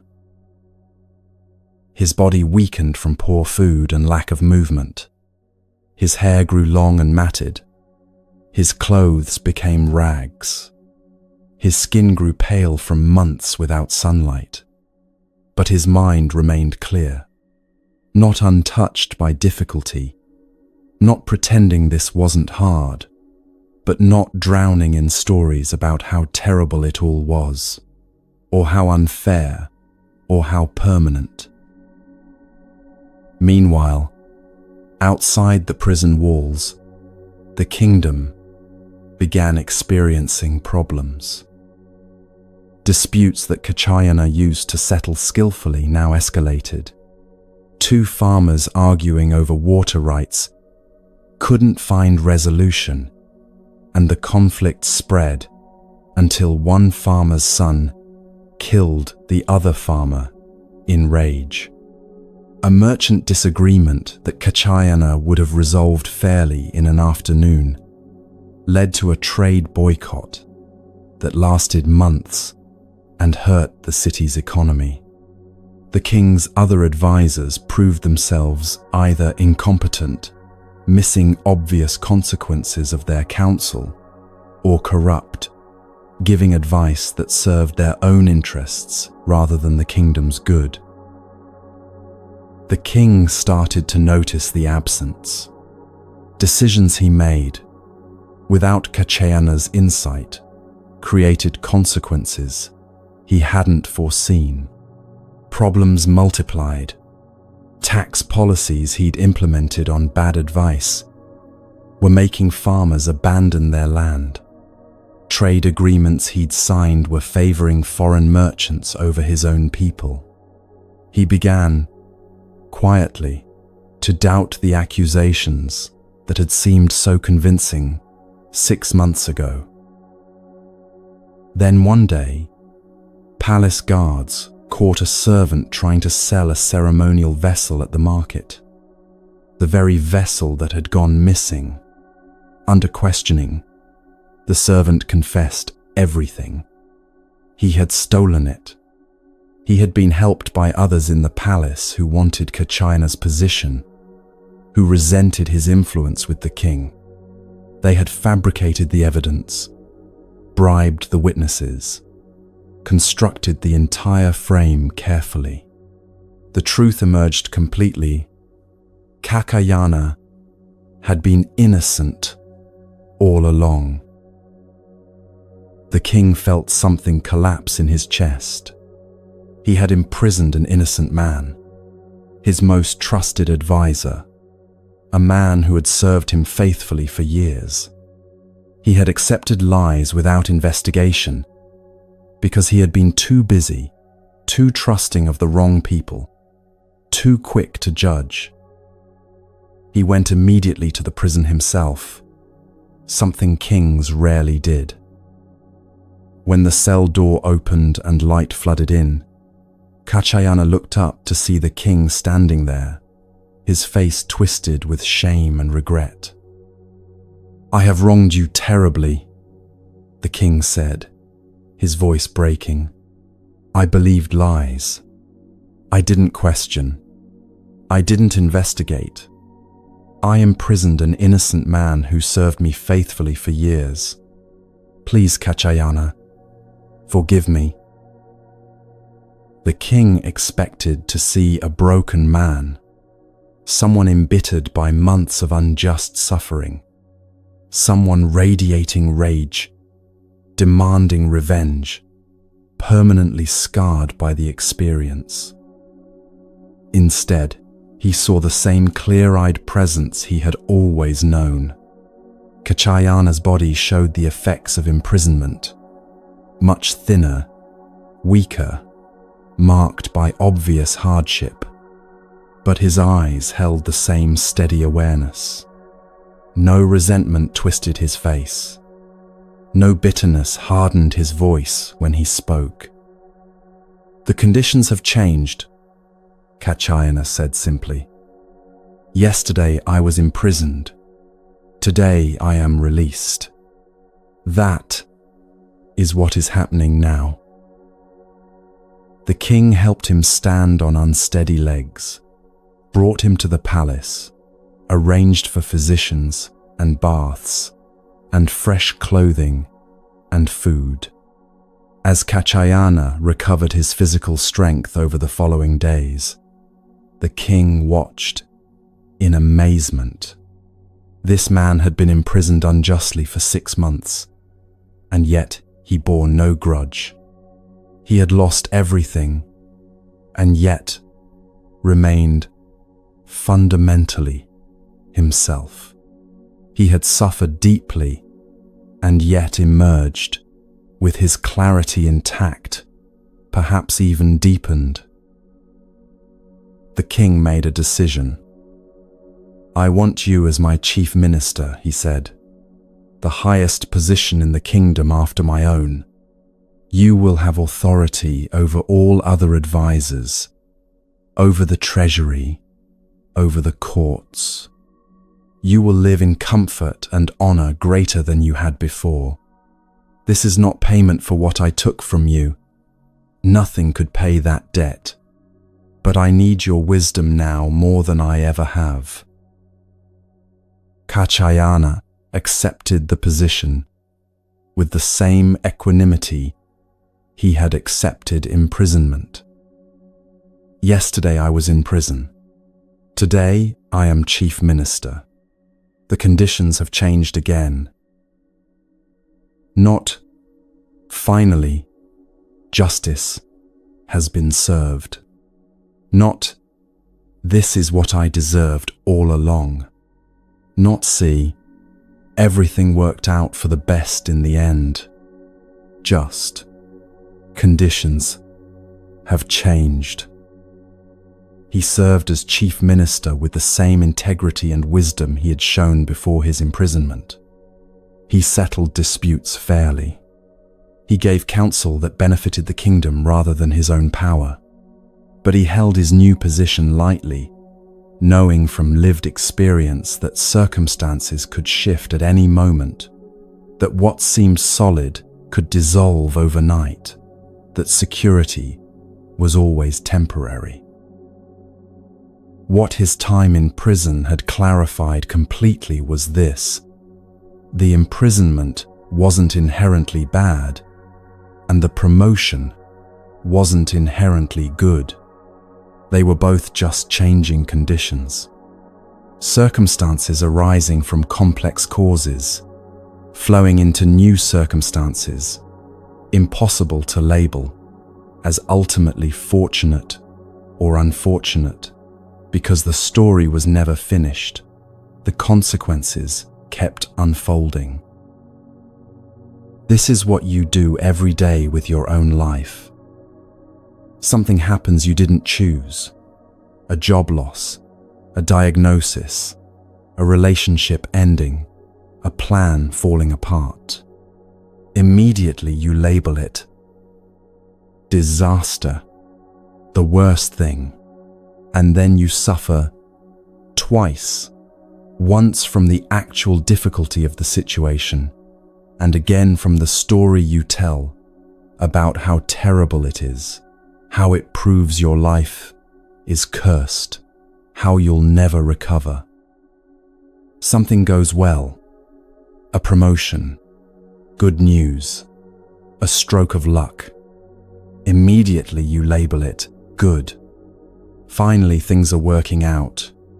Finally, I'm safe. And then you suffer from clinging, from terror that this good thing will end, from building your whole sense of security on conditions that will definitely change. Kachayana's teaching is available right now. What if you met what comes without the labels? Not with indifference, not pretending difficulty isn't difficult, but without the story that this circumstance defines whether your life is fundamentally blessed or cursed. Traffic makes you late. Conditions have changed from what you planned. Can you notice frustration without the story that your whole day is ruined? That this always happens to you? That nothing ever goes right? You receive unexpected good news. Conditions have shifted pleasantly. Can you appreciate it without clinging desperately? Without believing you've finally arrived at permanent happiness that must be protected at all costs? This is equanimity. Meeting what comes, pleasant or unpleasant, wanted or unwanted, with balanced awareness. Responding skillfully to circumstances, without adding the suffering of judgment about whether these circumstances prove life is for you or against you. Kachayana sat in prison and remained himself. He served as chief minister and remained himself. The circumstances changed completely. He stayed steady. This steadiness is possible for you too, whatever is happening right now in your life. Not by pretending everything is fine, but by meeting what is without the exhausting weight of labeling it as the best or worst thing ever. Just conditions, changing as they always do. But meeting changing conditions with equanimity requires something foundational, a mind that can actually stay present instead of scattering in 1,000 directions. There's a story about a young man who built this capacity through discipline, and what happened when he discovered that a focused mind changes everything.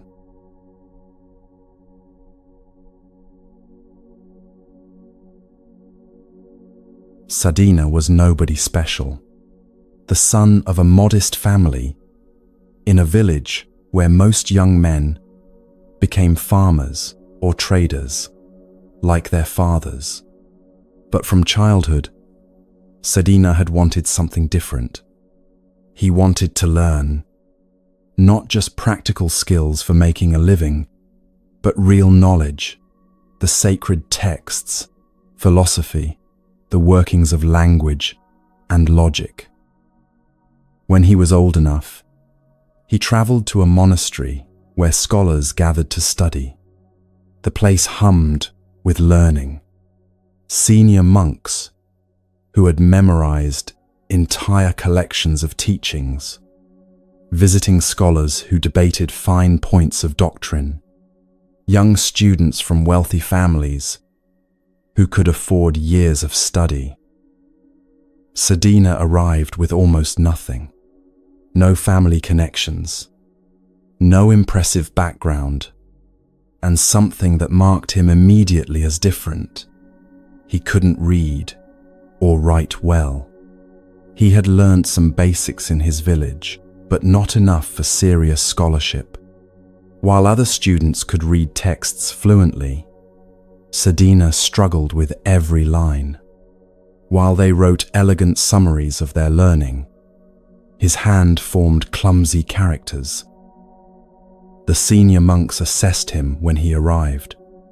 They saw his limitations and gave him work that matched, helping in the kitchen, sweeping halls, maintaining the grounds. He could listen to teachings when his work was done, but he wasn't expected to become a real scholar. How could he, when he lacked the basic tools? The other students noticed him, of course. They saw this village boy struggling to read texts they had mastered as children. They heard him repeating simple passages over and over, trying to commit them to memory, since reading was so difficult.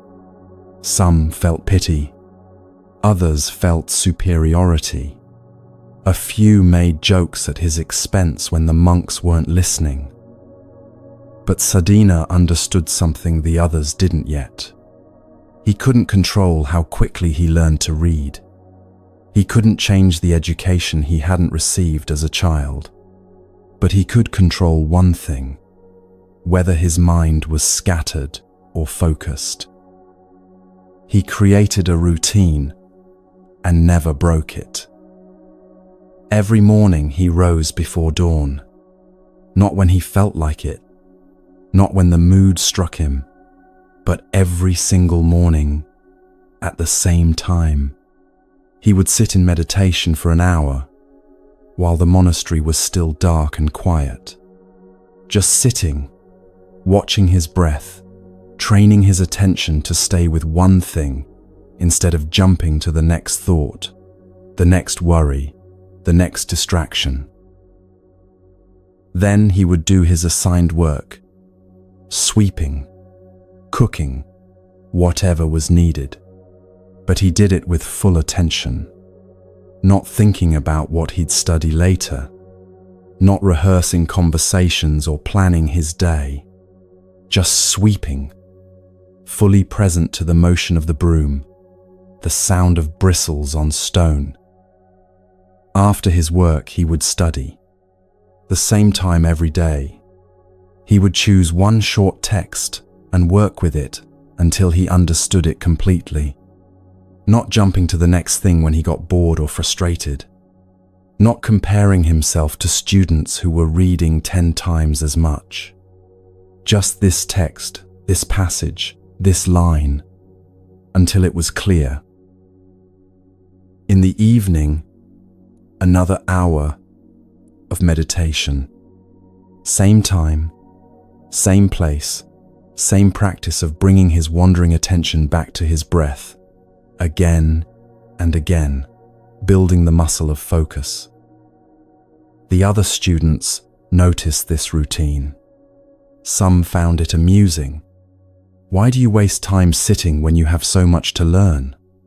They'd ask. You can barely read a simple text, and you spend 2 hours a day doing nothing. Others found it frustrating when they tried to engage him in social time. Come drink tea with us, debate philosophy, enjoy the evening. But Sadhana would decline. I have my evening practice. They thought he was being rigid, missing the joy of spontaneity, turning learning into joyless discipline. Some of the senior monks noticed too, and questioned his approach. Scholarship requires flexibility, one told him. You can't force learning to happen on a schedule. You need to follow inspiration. Study when the mind is ready, not impose this mechanical routine. But Sadhana continued, not because he was stubborn or defensive, simply because he could feel something changing in his mind. In the beginning, meditation was torture. He would sit down and within seconds his mind was everywhere except his breath. Planning the day, remembering embarrassments, imagining futures, rehearsing conversations. The hour felt like 10 hours. But he kept sitting, kept noticing when attention wandered, kept gently bringing it back, not fighting, not forcing, just returning. Like training a puppy to stay, you don't beat it when it wanders, you just keep calling it back, patiently, consistently. After months, something shifted. The hour of meditation stopped feeling like torture. His mind still wandered, but it wandered less frantically. The returns to focus came more easily, and he began to notice the effects bleeding into the rest of his day. When he sat down to study a difficult text, he could stay with it longer before his attention scattered. When he was memorizing a passage, he could hold multiple lines in his mind instead of losing the beginning while learning the end. When senior monks were teaching and other students were fidgeting or whispering or losing the thread, Sadhana could follow the entire argument without his mind wandering. His reading improved, not because reading itself became easier, but because he could focus on each word without rushing, without anxiety about how slow he was, without his mind jumping ahead or back. He would read one line with complete attention, understand it fully, then move to the next. Other students read faster but retained less. They skimmed, their minds half present, thinking about other things while their eyes moved across the page. Sadhana read slowly, but what he read stayed. It settled into his understanding like water soaking into soil rather than running off the surface. After a year, something remarkable began happening. A teacher would present a complex teaching, and while other students asked for clarification, needed it repeated, wanted it broken down into simpler pieces, Sadhana understood it immediately. Not because he was smarter, but because his mind was there, fully present, receiving the teaching without the static of distraction. He would hear a text once and remember it, not through some trick or special technique, but because his mind wasn't scattered across 12 thoughts while trying to listen. He was simply there, receiving, and so the information landed cleanly. His understanding of complex ideas deepened rapidly, not from reading more texts than others, but from reading each text with such focused attention that he could see connections, implications, nuances that scattered reading missed. The students who had mocked his rigid routine began to notice. The village boy, who couldn't read well, was now grasping teachings faster than they were. The one who wasted time meditating was now demonstrating sharper comprehension than students who spent every waking hour with texts. Some asked him how he did it. He tried to explain. The mind is like a lamp. If it's flickering constantly, moving in the wind, you can't see clearly by its light. But if you shelter it, let it burn steady, it illuminates everything. They heard the words, but most didn't understand. They thought learning was about accumulating information, reading more texts, debating more topics. Sadhana had discovered it was about attention. A focused mind could learn more from one text than a scattered mind could learn from 100. Within a few years, Sadhana's understanding surpassed most of his teachers. Not because he had memorized more texts or could recite longer passages, but because he saw clearly. His focused mind could penetrate to the heart of complex questions. He could hold multiple perspectives simultaneously and see how they related. He could distinguish subtle differences that others missed. He became known as a scholar of exceptional wisdom. People came to him with questions. Other monks sought his insight. And always, he maintained the routine that had built this capacity, rising before dawn, meditating, working with full presence, studying with complete focus, meditating again in the evening. The routine wasn't punishment. It wasn't joyless discipline imposed from outside. It was the structure that allowed his mind to develop the way a trellis allows a vine to grow upward, instead of sprawling chaotically. You live in Sadhana's world right now. Your mind scatters across a dozen things simultaneously. You're reading this while part of your mind is planning tomorrow, reviewing yesterday, wondering what you should be doing instead. You sit down to focus on work, and within 2 minutes, you're checking your phone.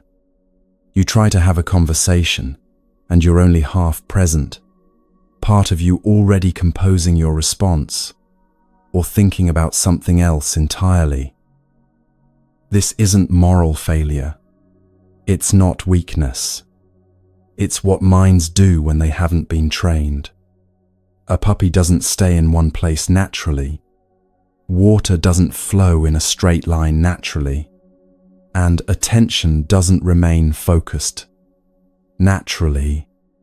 It has to be trained. But here's what modern culture gets wrong. It tells you to try harder, focus more, push through, force yourself to concentrate. And when that doesn't work, you conclude something's wrong with you. Sadhana's approach was opposite. He didn't force concentration. He created conditions where concentration could develop naturally. The morning meditation wasn't about achieving perfect focus. It was about practicing the return, noticing when attention wandered and gently bringing it back. Doing that 1,000 times, 10,000 times, until the return became smooth, natural, easy. The routine wasn't about rigidity. It was about removing the exhausting work of deciding when to practice, what to do, whether you feel like it. Same time, same practice, every day. The decision is already made. You just show up. The full attention to simple tasks. Sweeping, cooking, wasn't wasted time. It was practice for bringing full attention to complex tasks later. If you can't focus on sweeping a floor, how will you focus on difficult learning? Think about what you're trying to learn or accomplish right now. Maybe you want to understand something complex. Maybe you're trying to develop a skill. Maybe you're working on a project that requires sustained attention. You probably approach it by trying to force your scattered mind to focus. Sitting down with all your distractions still available, your mind still in its usual chaotic state, and attempting to concentrate through sheer willpower. It doesn't work, or it works for brief bursts before exhaustion sets in. Sadhana's way: train the mind first. Build the capacity for focus through simple, consistent practice. Then bring that trained attention to what you want to learn. You don't need hours of meditation. Start with 10 minutes in the morning. Same time, every day. Not when you feel inspired or when you have time. Same time, just sitting, following your breath, noticing when attention wanders, bringing it back. That's the whole practice. Notice the difference between forcing and training. Forcing is, I will not let my mind wander. I will concentrate. I must focus. Training is, my mind wandered. That's okay. I'm bringing it back. Again and again. Each return is practice. This builds concentration, the way lifting weights builds strength. You don't lift weights by trying really hard to be strong. You lift them consistently. Rest, repeat, and strength develops naturally as a result. You don't build focus by trying really hard to concentrate. You practice returning attention consistently, and focus develops naturally as a result. Then apply it to daily tasks. When you're washing dishes, just wash dishes. When you're walking, just walk. Not as some spiritual achievement, but as practice for being fully present. Each moment of full attention is training. Over weeks and months, you'll notice what Sadhana noticed. Tasks that required enormous effort become easier. Learning that felt impossible becomes manageable. Not because the tasks got easier, but because your mind got steadier. The flame of attention that used to flicker in every breeze now burns steady. And by that steady light, you can see clearly what scattered attention can never perceive. What would this look like for you? Not some ideal version where you meditate for hours. Just you, as you are, creating one small routine that trains attention. 10 minutes in the morning, full presence during one daily task. That's enough to start. The discipline isn't punishment. It's the kindness of creating conditions where your mind can finally settle, finally focus, finally develop the capacity you've wanted all along. But steady focus alone won't carry you through life's genuine crises. There are moments when everything falls apart, when disaster strikes, when you're drowning and steady breathing won't save you. For those moments, you need a different kind of teaching, one about effort that doesn't break you, about swimming when the ship goes down.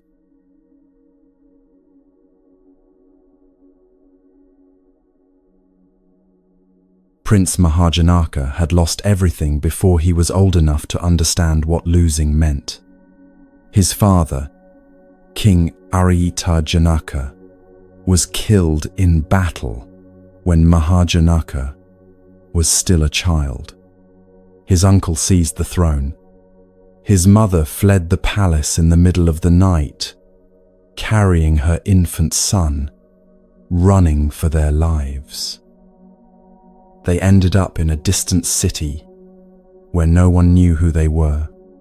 The queen became just another woman trying to survive.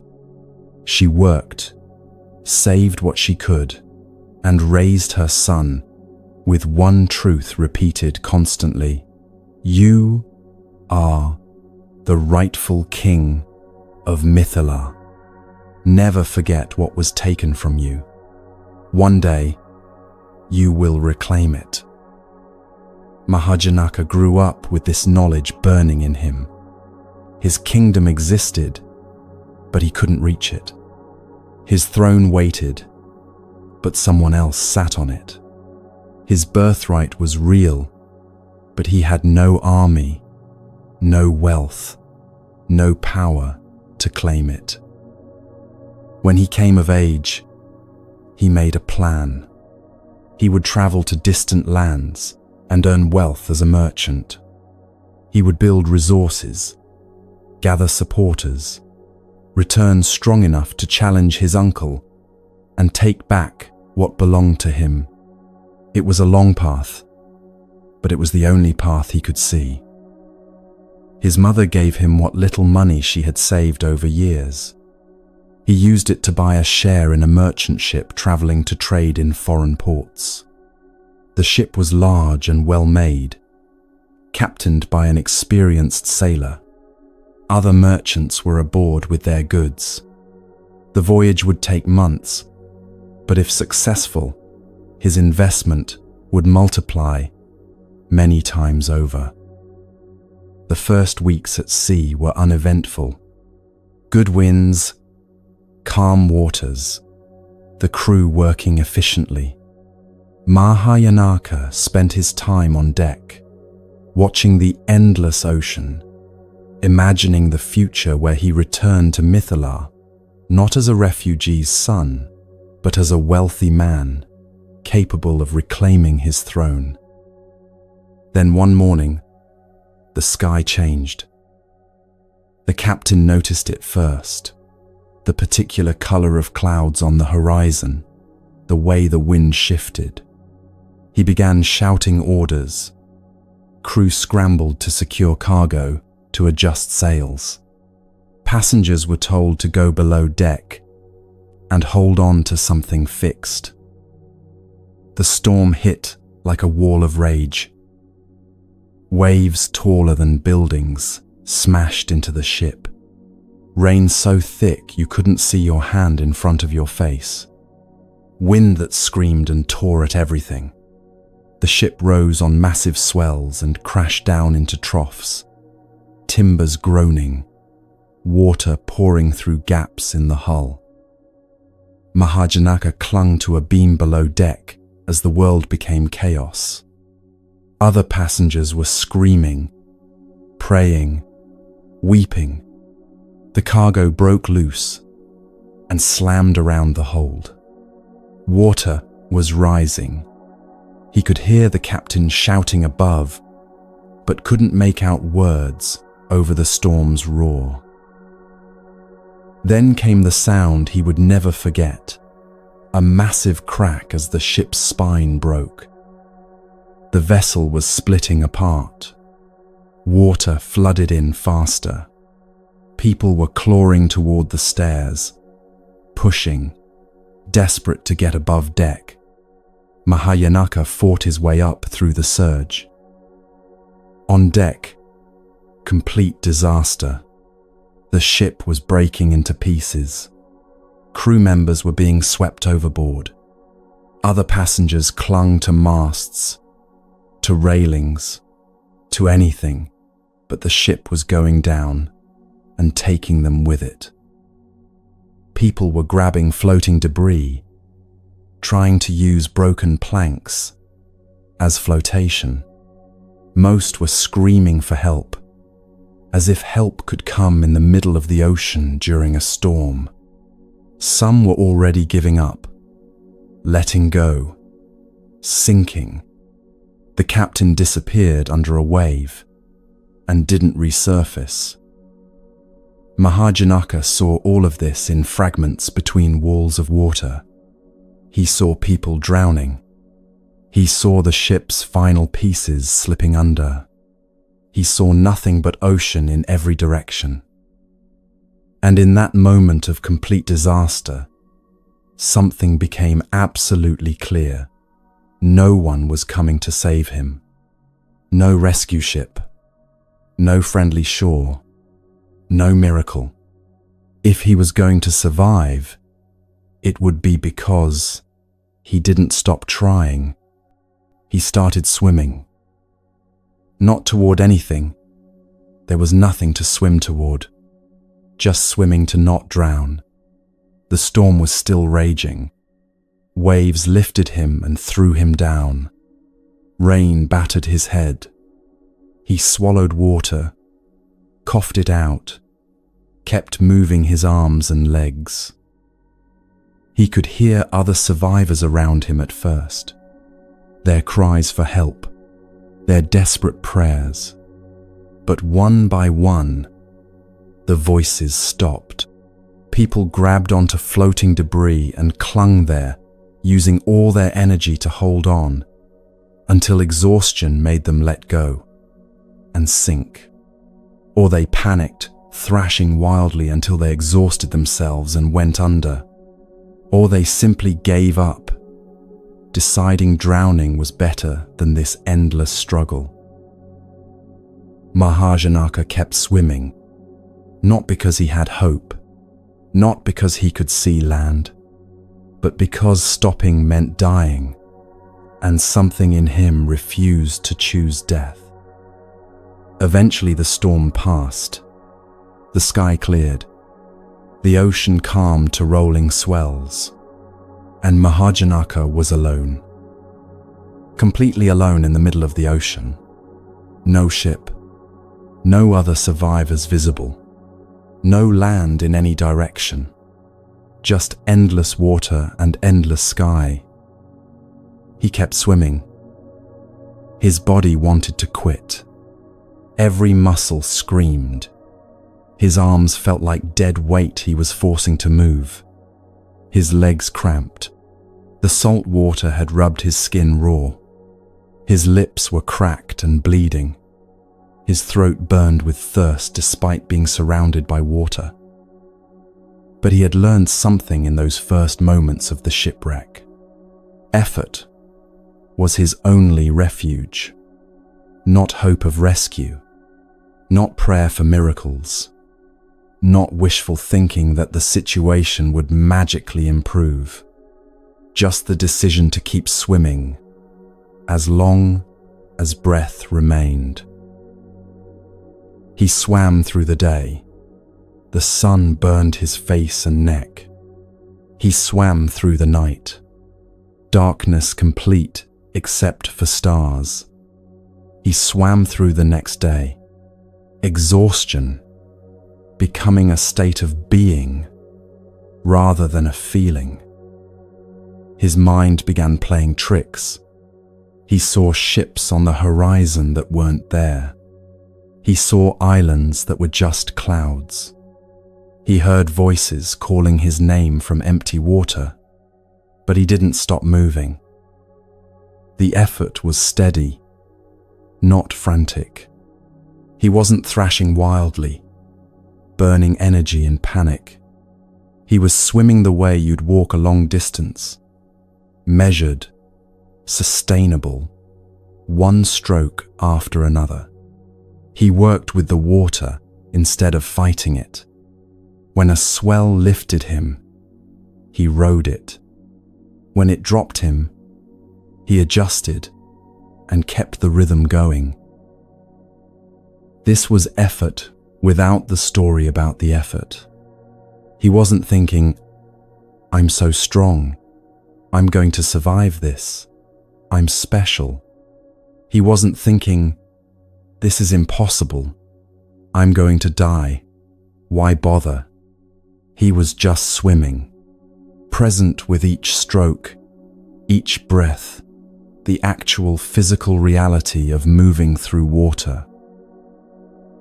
On the 7th day, or maybe the 8th, he had lost count.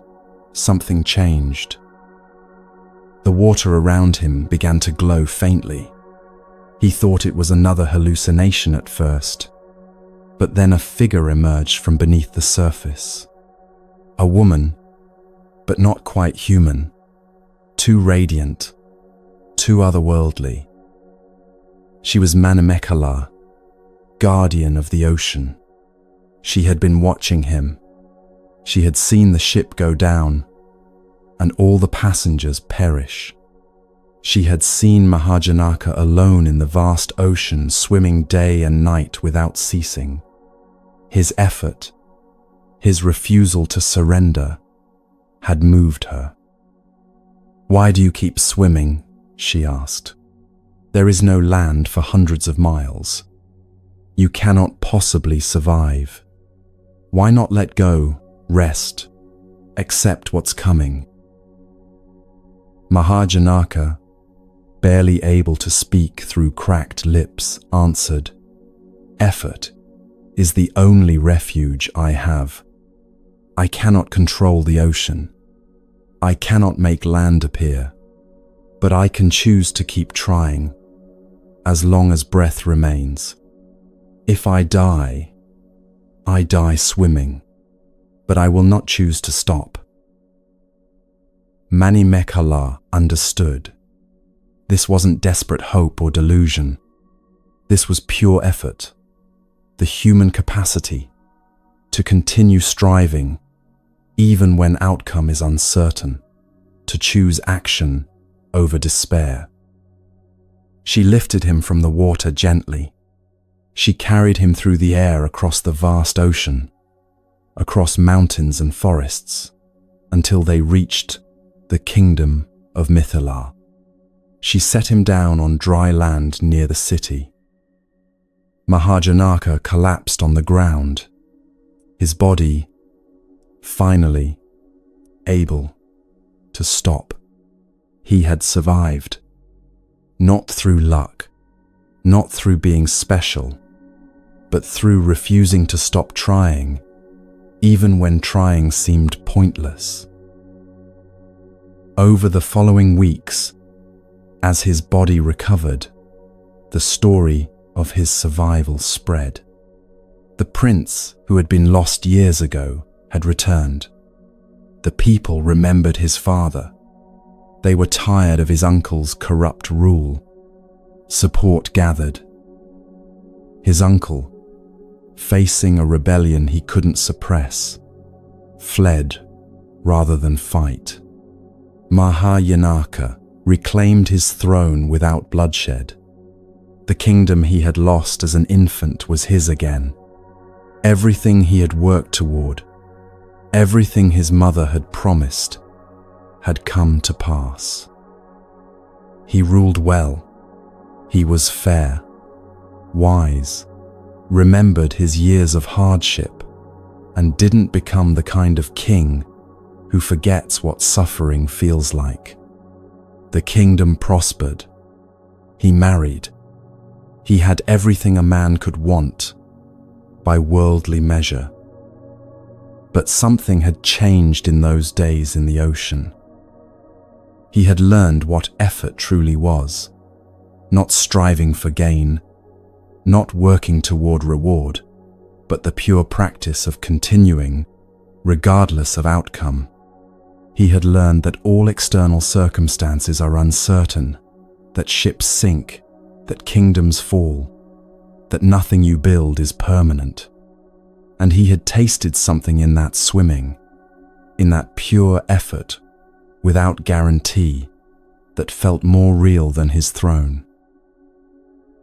Years later, at the height of his power and success, Mahajanaka made a decision that shocked his court. He renounced the throne.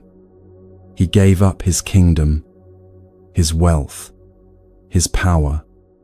He became a wandering seeker, applying the same steady effort he had used to swim through the ocean to the practice of meditation and insight. Because he understood now, the effort that had saved his life in the ocean was the same effort needed for liberation from suffering itself. Steady, persistent, not dependent on quick results or guaranteed outcomes. Swimming not toward a visible shore, but because swimming is what you do when you're in the ocean. Practicing not to achieve enlightenment by next Tuesday, but because practice is the only refuge you have. He practiced until he attained deep insight, and what he found at the end of that path made ruling a kingdom look like playing with toys. This teaching lives in your life right now. You're facing something difficult, maybe not a shipwreck, but your own version of drowning, a situation that feels impossible, a problem with no visible solution, a struggle that's gone on so long you're not sure you can continue, and you're exhausted from trying to control outcomes. You keep asking, when will this get better? How much longer do I have to do this? Where's the rescue? Where's the guarantee that my effort will pay off? Mahajanaka's teaching is this: effort itself is the refuge, not the outcome of effort, not the reward you hope for, just the steady continuation of skillful action, regardless of whether rescue appears. You keep showing up to the difficult job while looking for a better one. You keep practicing when progress is invisible. You keep caring for the sick person, even though recovery isn't guaranteed. You keep working on the problem, even though the solution hasn't appeared. Not because you're sure it will work out, not because you have hope that keeps you going, but because effort is what you can control when you can't control anything else. This isn't the toxic, hustle harder message of burnout culture.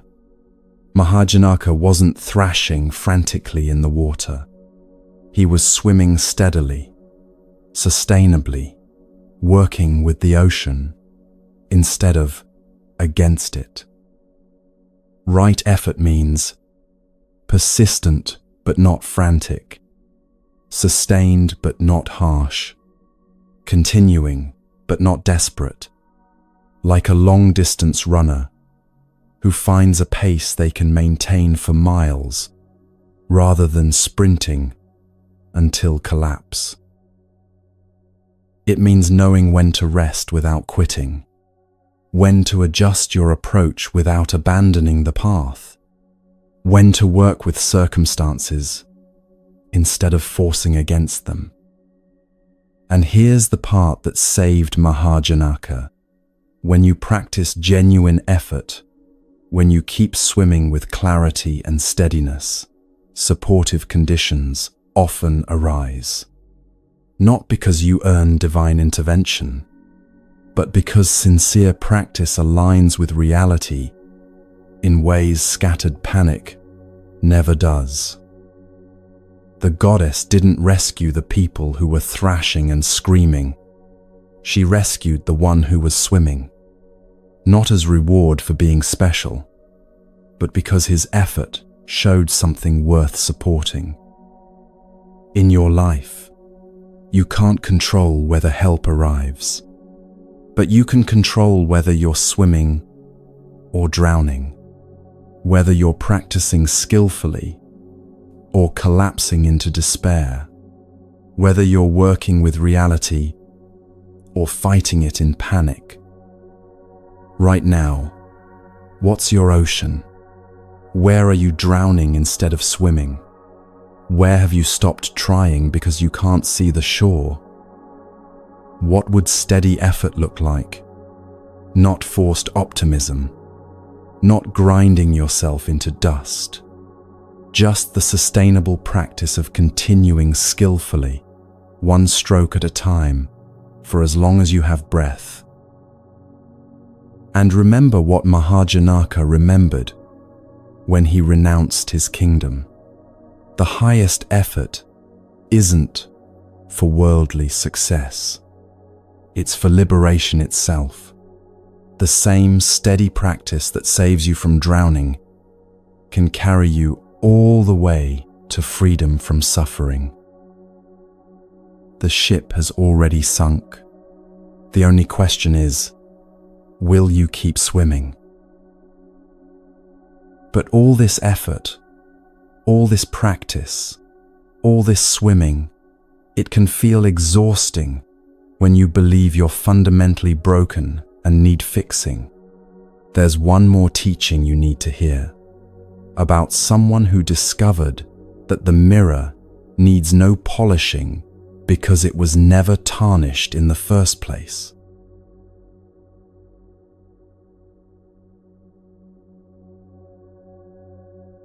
Huineng was nobody. A poor woodcutter from the far south of China, barely literate, earning just enough by selling firewood to keep his widowed mother and himself alive. His days were simple and hard. Cut wood in the forest, bundle it, carry it to town, sell it, use the small coins to buy rice. Repeat. This was his life. This was all his life was expected to be. One day, delivering firewood to a customer's house, he heard something that stopped him. Someone inside was reciting a text. The words floated out through the open window. One should produce a mind that does not abide anywhere. Huineng didn't understand the words intellectually. He couldn't have explained what a mind that does not abide anywhere meant. But something in those words landed in him like a seed in prepared soil. He felt his chest crack open. He felt something he had never felt before, recognition of a truth he somehow already knew, but had never heard spoken. He stood there trembling, tears streaming down his face for reasons he couldn't name. When the recitation ended, he knocked on the door. An elderly man answered, looked at this rough woodcutter standing there crying, and waited. "What were you reading?" Huineng asked. "The Diamond Sutra," the man said. "Do you know it?"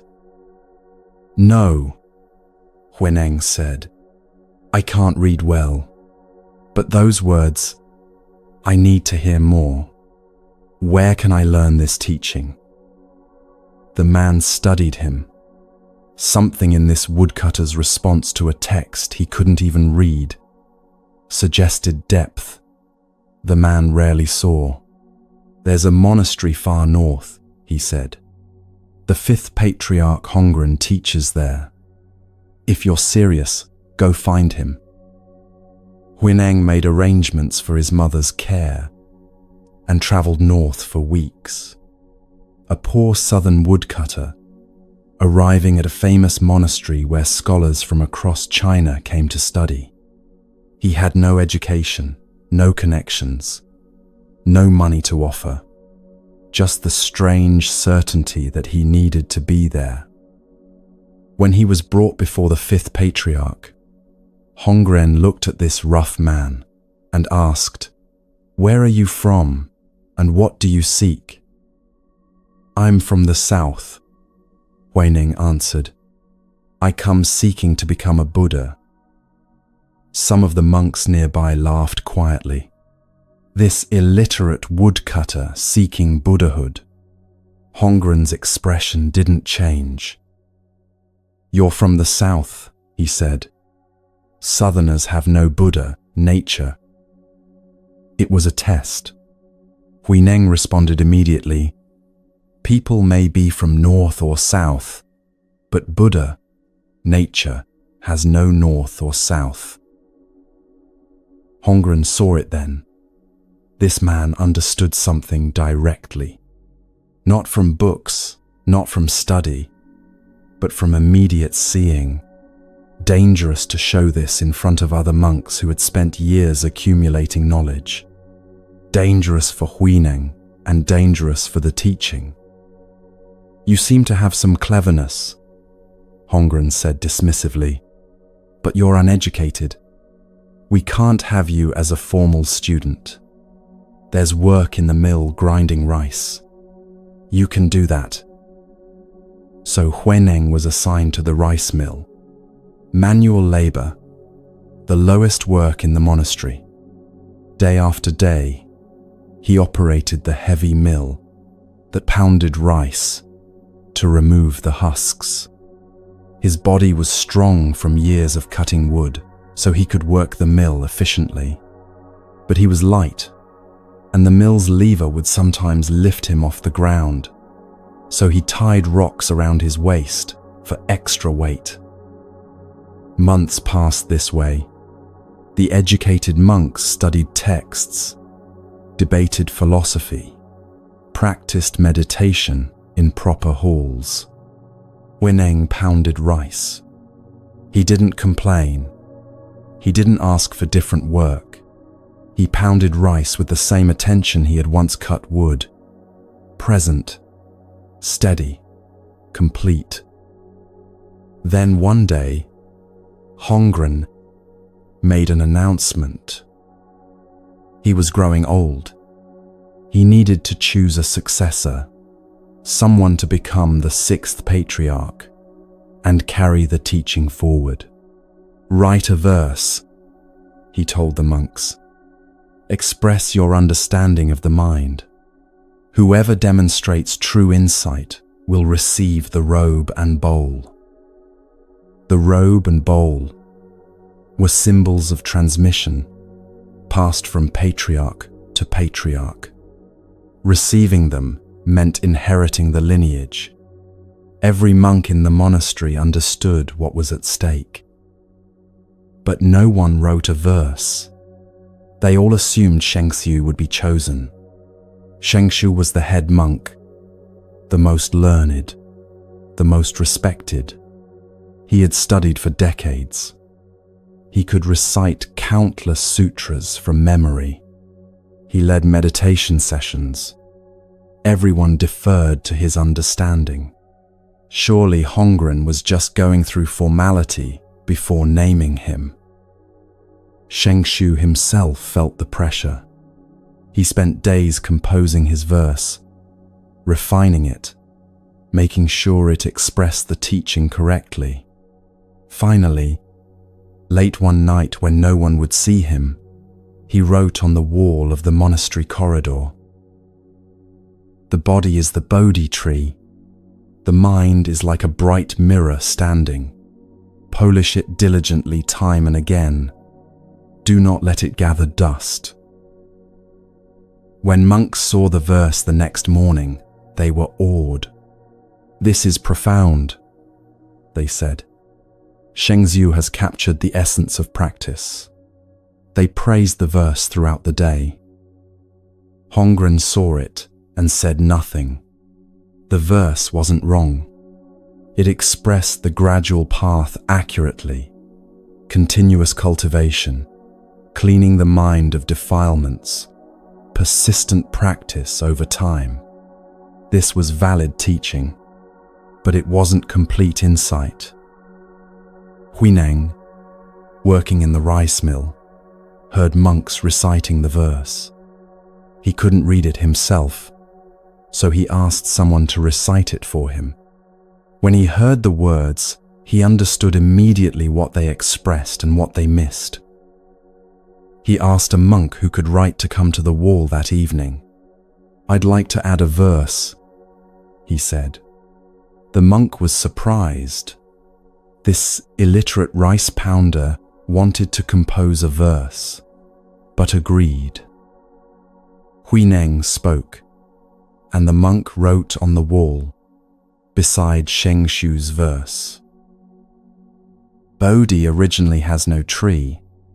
The bright mirror has no stand. Fundamentally, there is not a single thing. Where could dust collect?" The next morning, the monastery was in uproar. Some monks laughed. The rice pounder wrote nonsense trying to imitate Shengxiu. Others were disturbed. This contradicts everything we've been taught. Some stood in front of the two verses, sensing something they couldn't quite name. When Hongren saw the verses together, he knew everything had changed. Shengxiu's verse said, "You have a mirror, mind. It gets dusty, defilements. You must polish it constantly, practice." This is the gradual path, the path of cultivation. It's not wrong. Most people need to walk this path.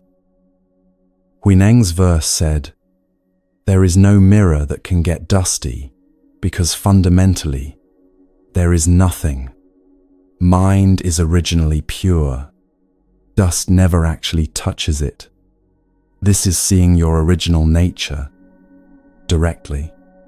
This is the sudden path." But Hongren couldn't publicly declare this in front of monks who had spent decades polishing their mirrors. They would riot. They would harm Huineng. So he said dismissively, "This shows no understanding. Ignore it." That night, in darkness, Hongren went to the rice mill. He found Huineng still working, pounding rice by moonlight.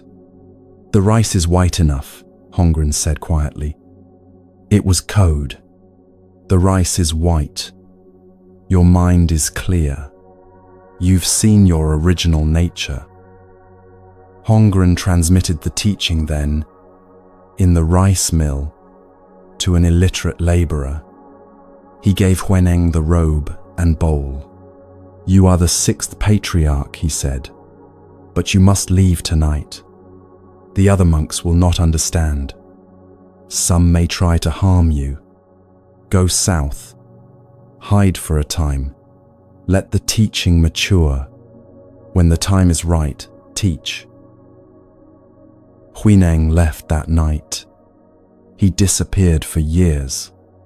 Eventually he emerged as a teacher, and his understanding transformed Chan Buddhism completely. The lineage passed through him, not through the learned Shengxiu. This story is about you right now. You've been polishing the mirror for years, reading books about how to be better, taking courses on fixing yourself, practicing techniques to improve your mind, your habits, your life. You've accumulated so much knowledge about what's wrong with you and how to correct it. You're Shengxiu, writing the verse about constant polishing. It's not wrong. Practice is necessary. Cultivation is real. But somewhere in all that polishing, you've lost sight of something. The mirror was never dirty. Your Buddha nature, your fundamental clarity, was never damaged. The dust you're trying so hard to remove is appearing on the surface, but it's not touching the mirror itself. You've been polishing and polishing, believing that eventually, after enough work, you'll finally be okay. But you've always been okay. This doesn't mean stop practicing. Huineng still had to pound rice for months. He still had to work, had to live, had to function. The teaching isn't do nothing because you're already enlightened. The teaching is practice from the understanding that you're fundamentally whole, not from the belief that you're fundamentally broken. Shengxiu's approach: I'm defiled, and I need to clean myself through constant effort. This creates exhaustion, endless striving, the feeling of never being good enough. Huineng's approach: dust appears, but doesn't stick to what I fundamentally am. I practice to see this clearly, not to become something I'm not. This creates freedom, sustainable effort, peace with yourself as you are. Your anxious thoughts, they're dust appearing on the mirror. They're not evidence that your mind is broken. Your difficulty with people, dust. Your struggles, dust. The dust is real. It causes problems, but it's not your fundamental nature. When you understand this, practice changes. You still work with anxious thoughts using the teachings from earlier, watching the restless mind, not accepting poison, setting boundaries, but you do it from a different place. Not, I need to fix myself because I'm damaged, but I'm clearing away what obscures my original clarity. The difference feels subtle, but it changes everything. When you believe you're broken, every failure confirms it. See, I'm still anxious after all this practice. I'm hopeless.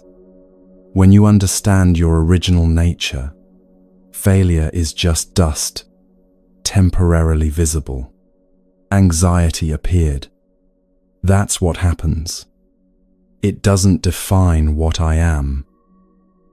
This is what exhausts people about endless self-improvement, believing you'll finally be okay after enough work.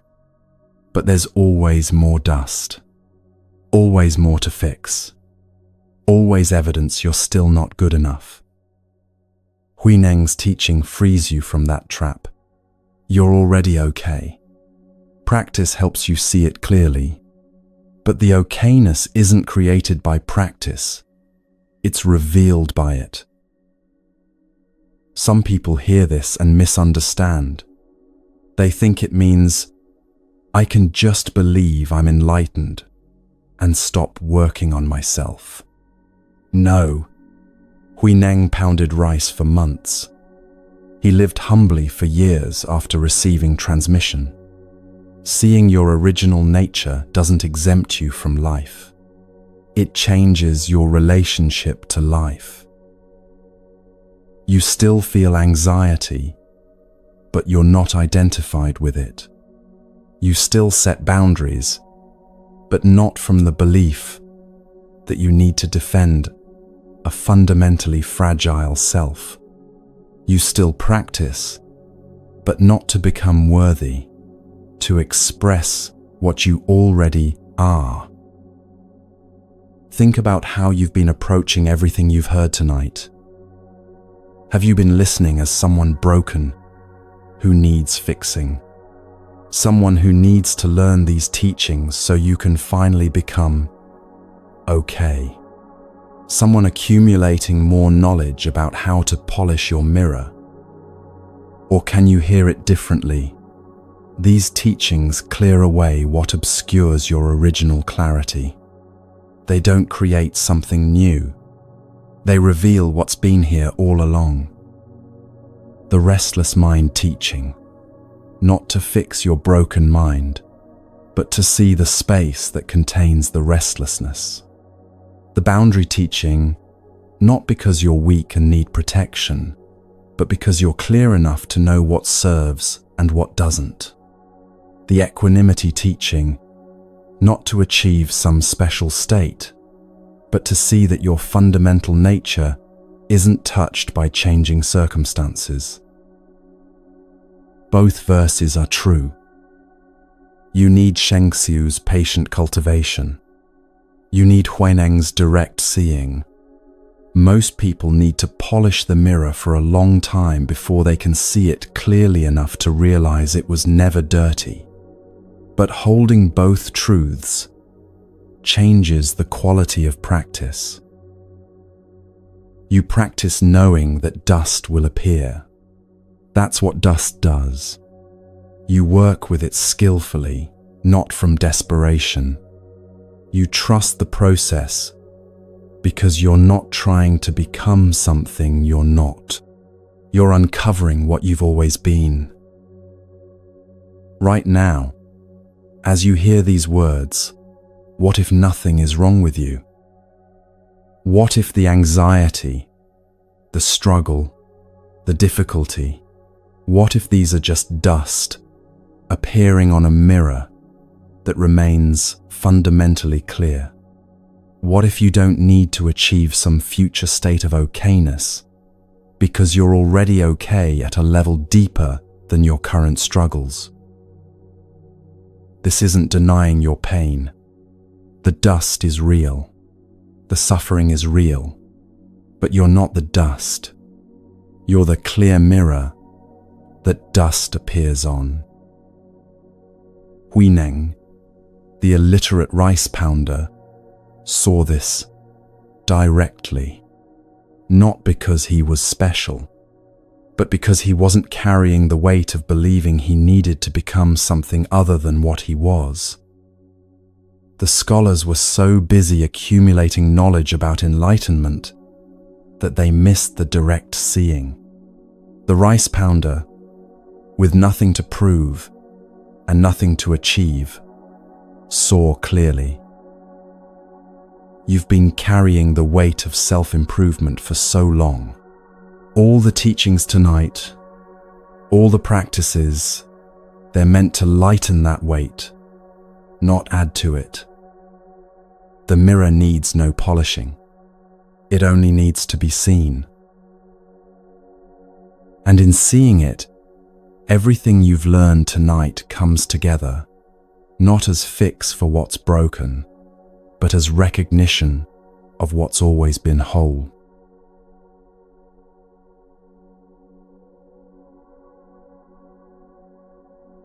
Remember the weight you carried when we began, the thoughts that wouldn't quiet, the criticism you couldn't shake, the people whose expectations had become cages. How does it feel now? Not because anything external changed. Your circumstances are the same, but you've walked through 8 stories that show you something your anxious mind kept hidden. You already have what you need. The restless mind settles when you stop fighting it. Others' poison only harms you if you accept it. Boundaries protect without cruelty. Changing circumstances don't define your worth. Discipline creates space for clarity. Steady effort carries you through storms. And beneath all of it, the mirror that needs no polishing. These aren't steps to master. They're not evidence of how much work you still need to do. They're reminders of what's been true all along, that the peace you've been seeking isn't something you achieve through enough effort. It's what remains when you stop adding suffering to difficulty. The stories you've heard tonight aren't distant wisdom from ancient times. They're portraits of what becomes possible when you remember nothing is fundamentally wrong with you. Carry them as companions. Return to them when you forget. The creature in the forest, the golden peacock, the serpent who learned to hiss, the minister in prison, the young scholar, the swimmer, the rice pounder, they're all pointing to the same truth. The peace you seek is already here. It always was. You just needed to remember how to see it.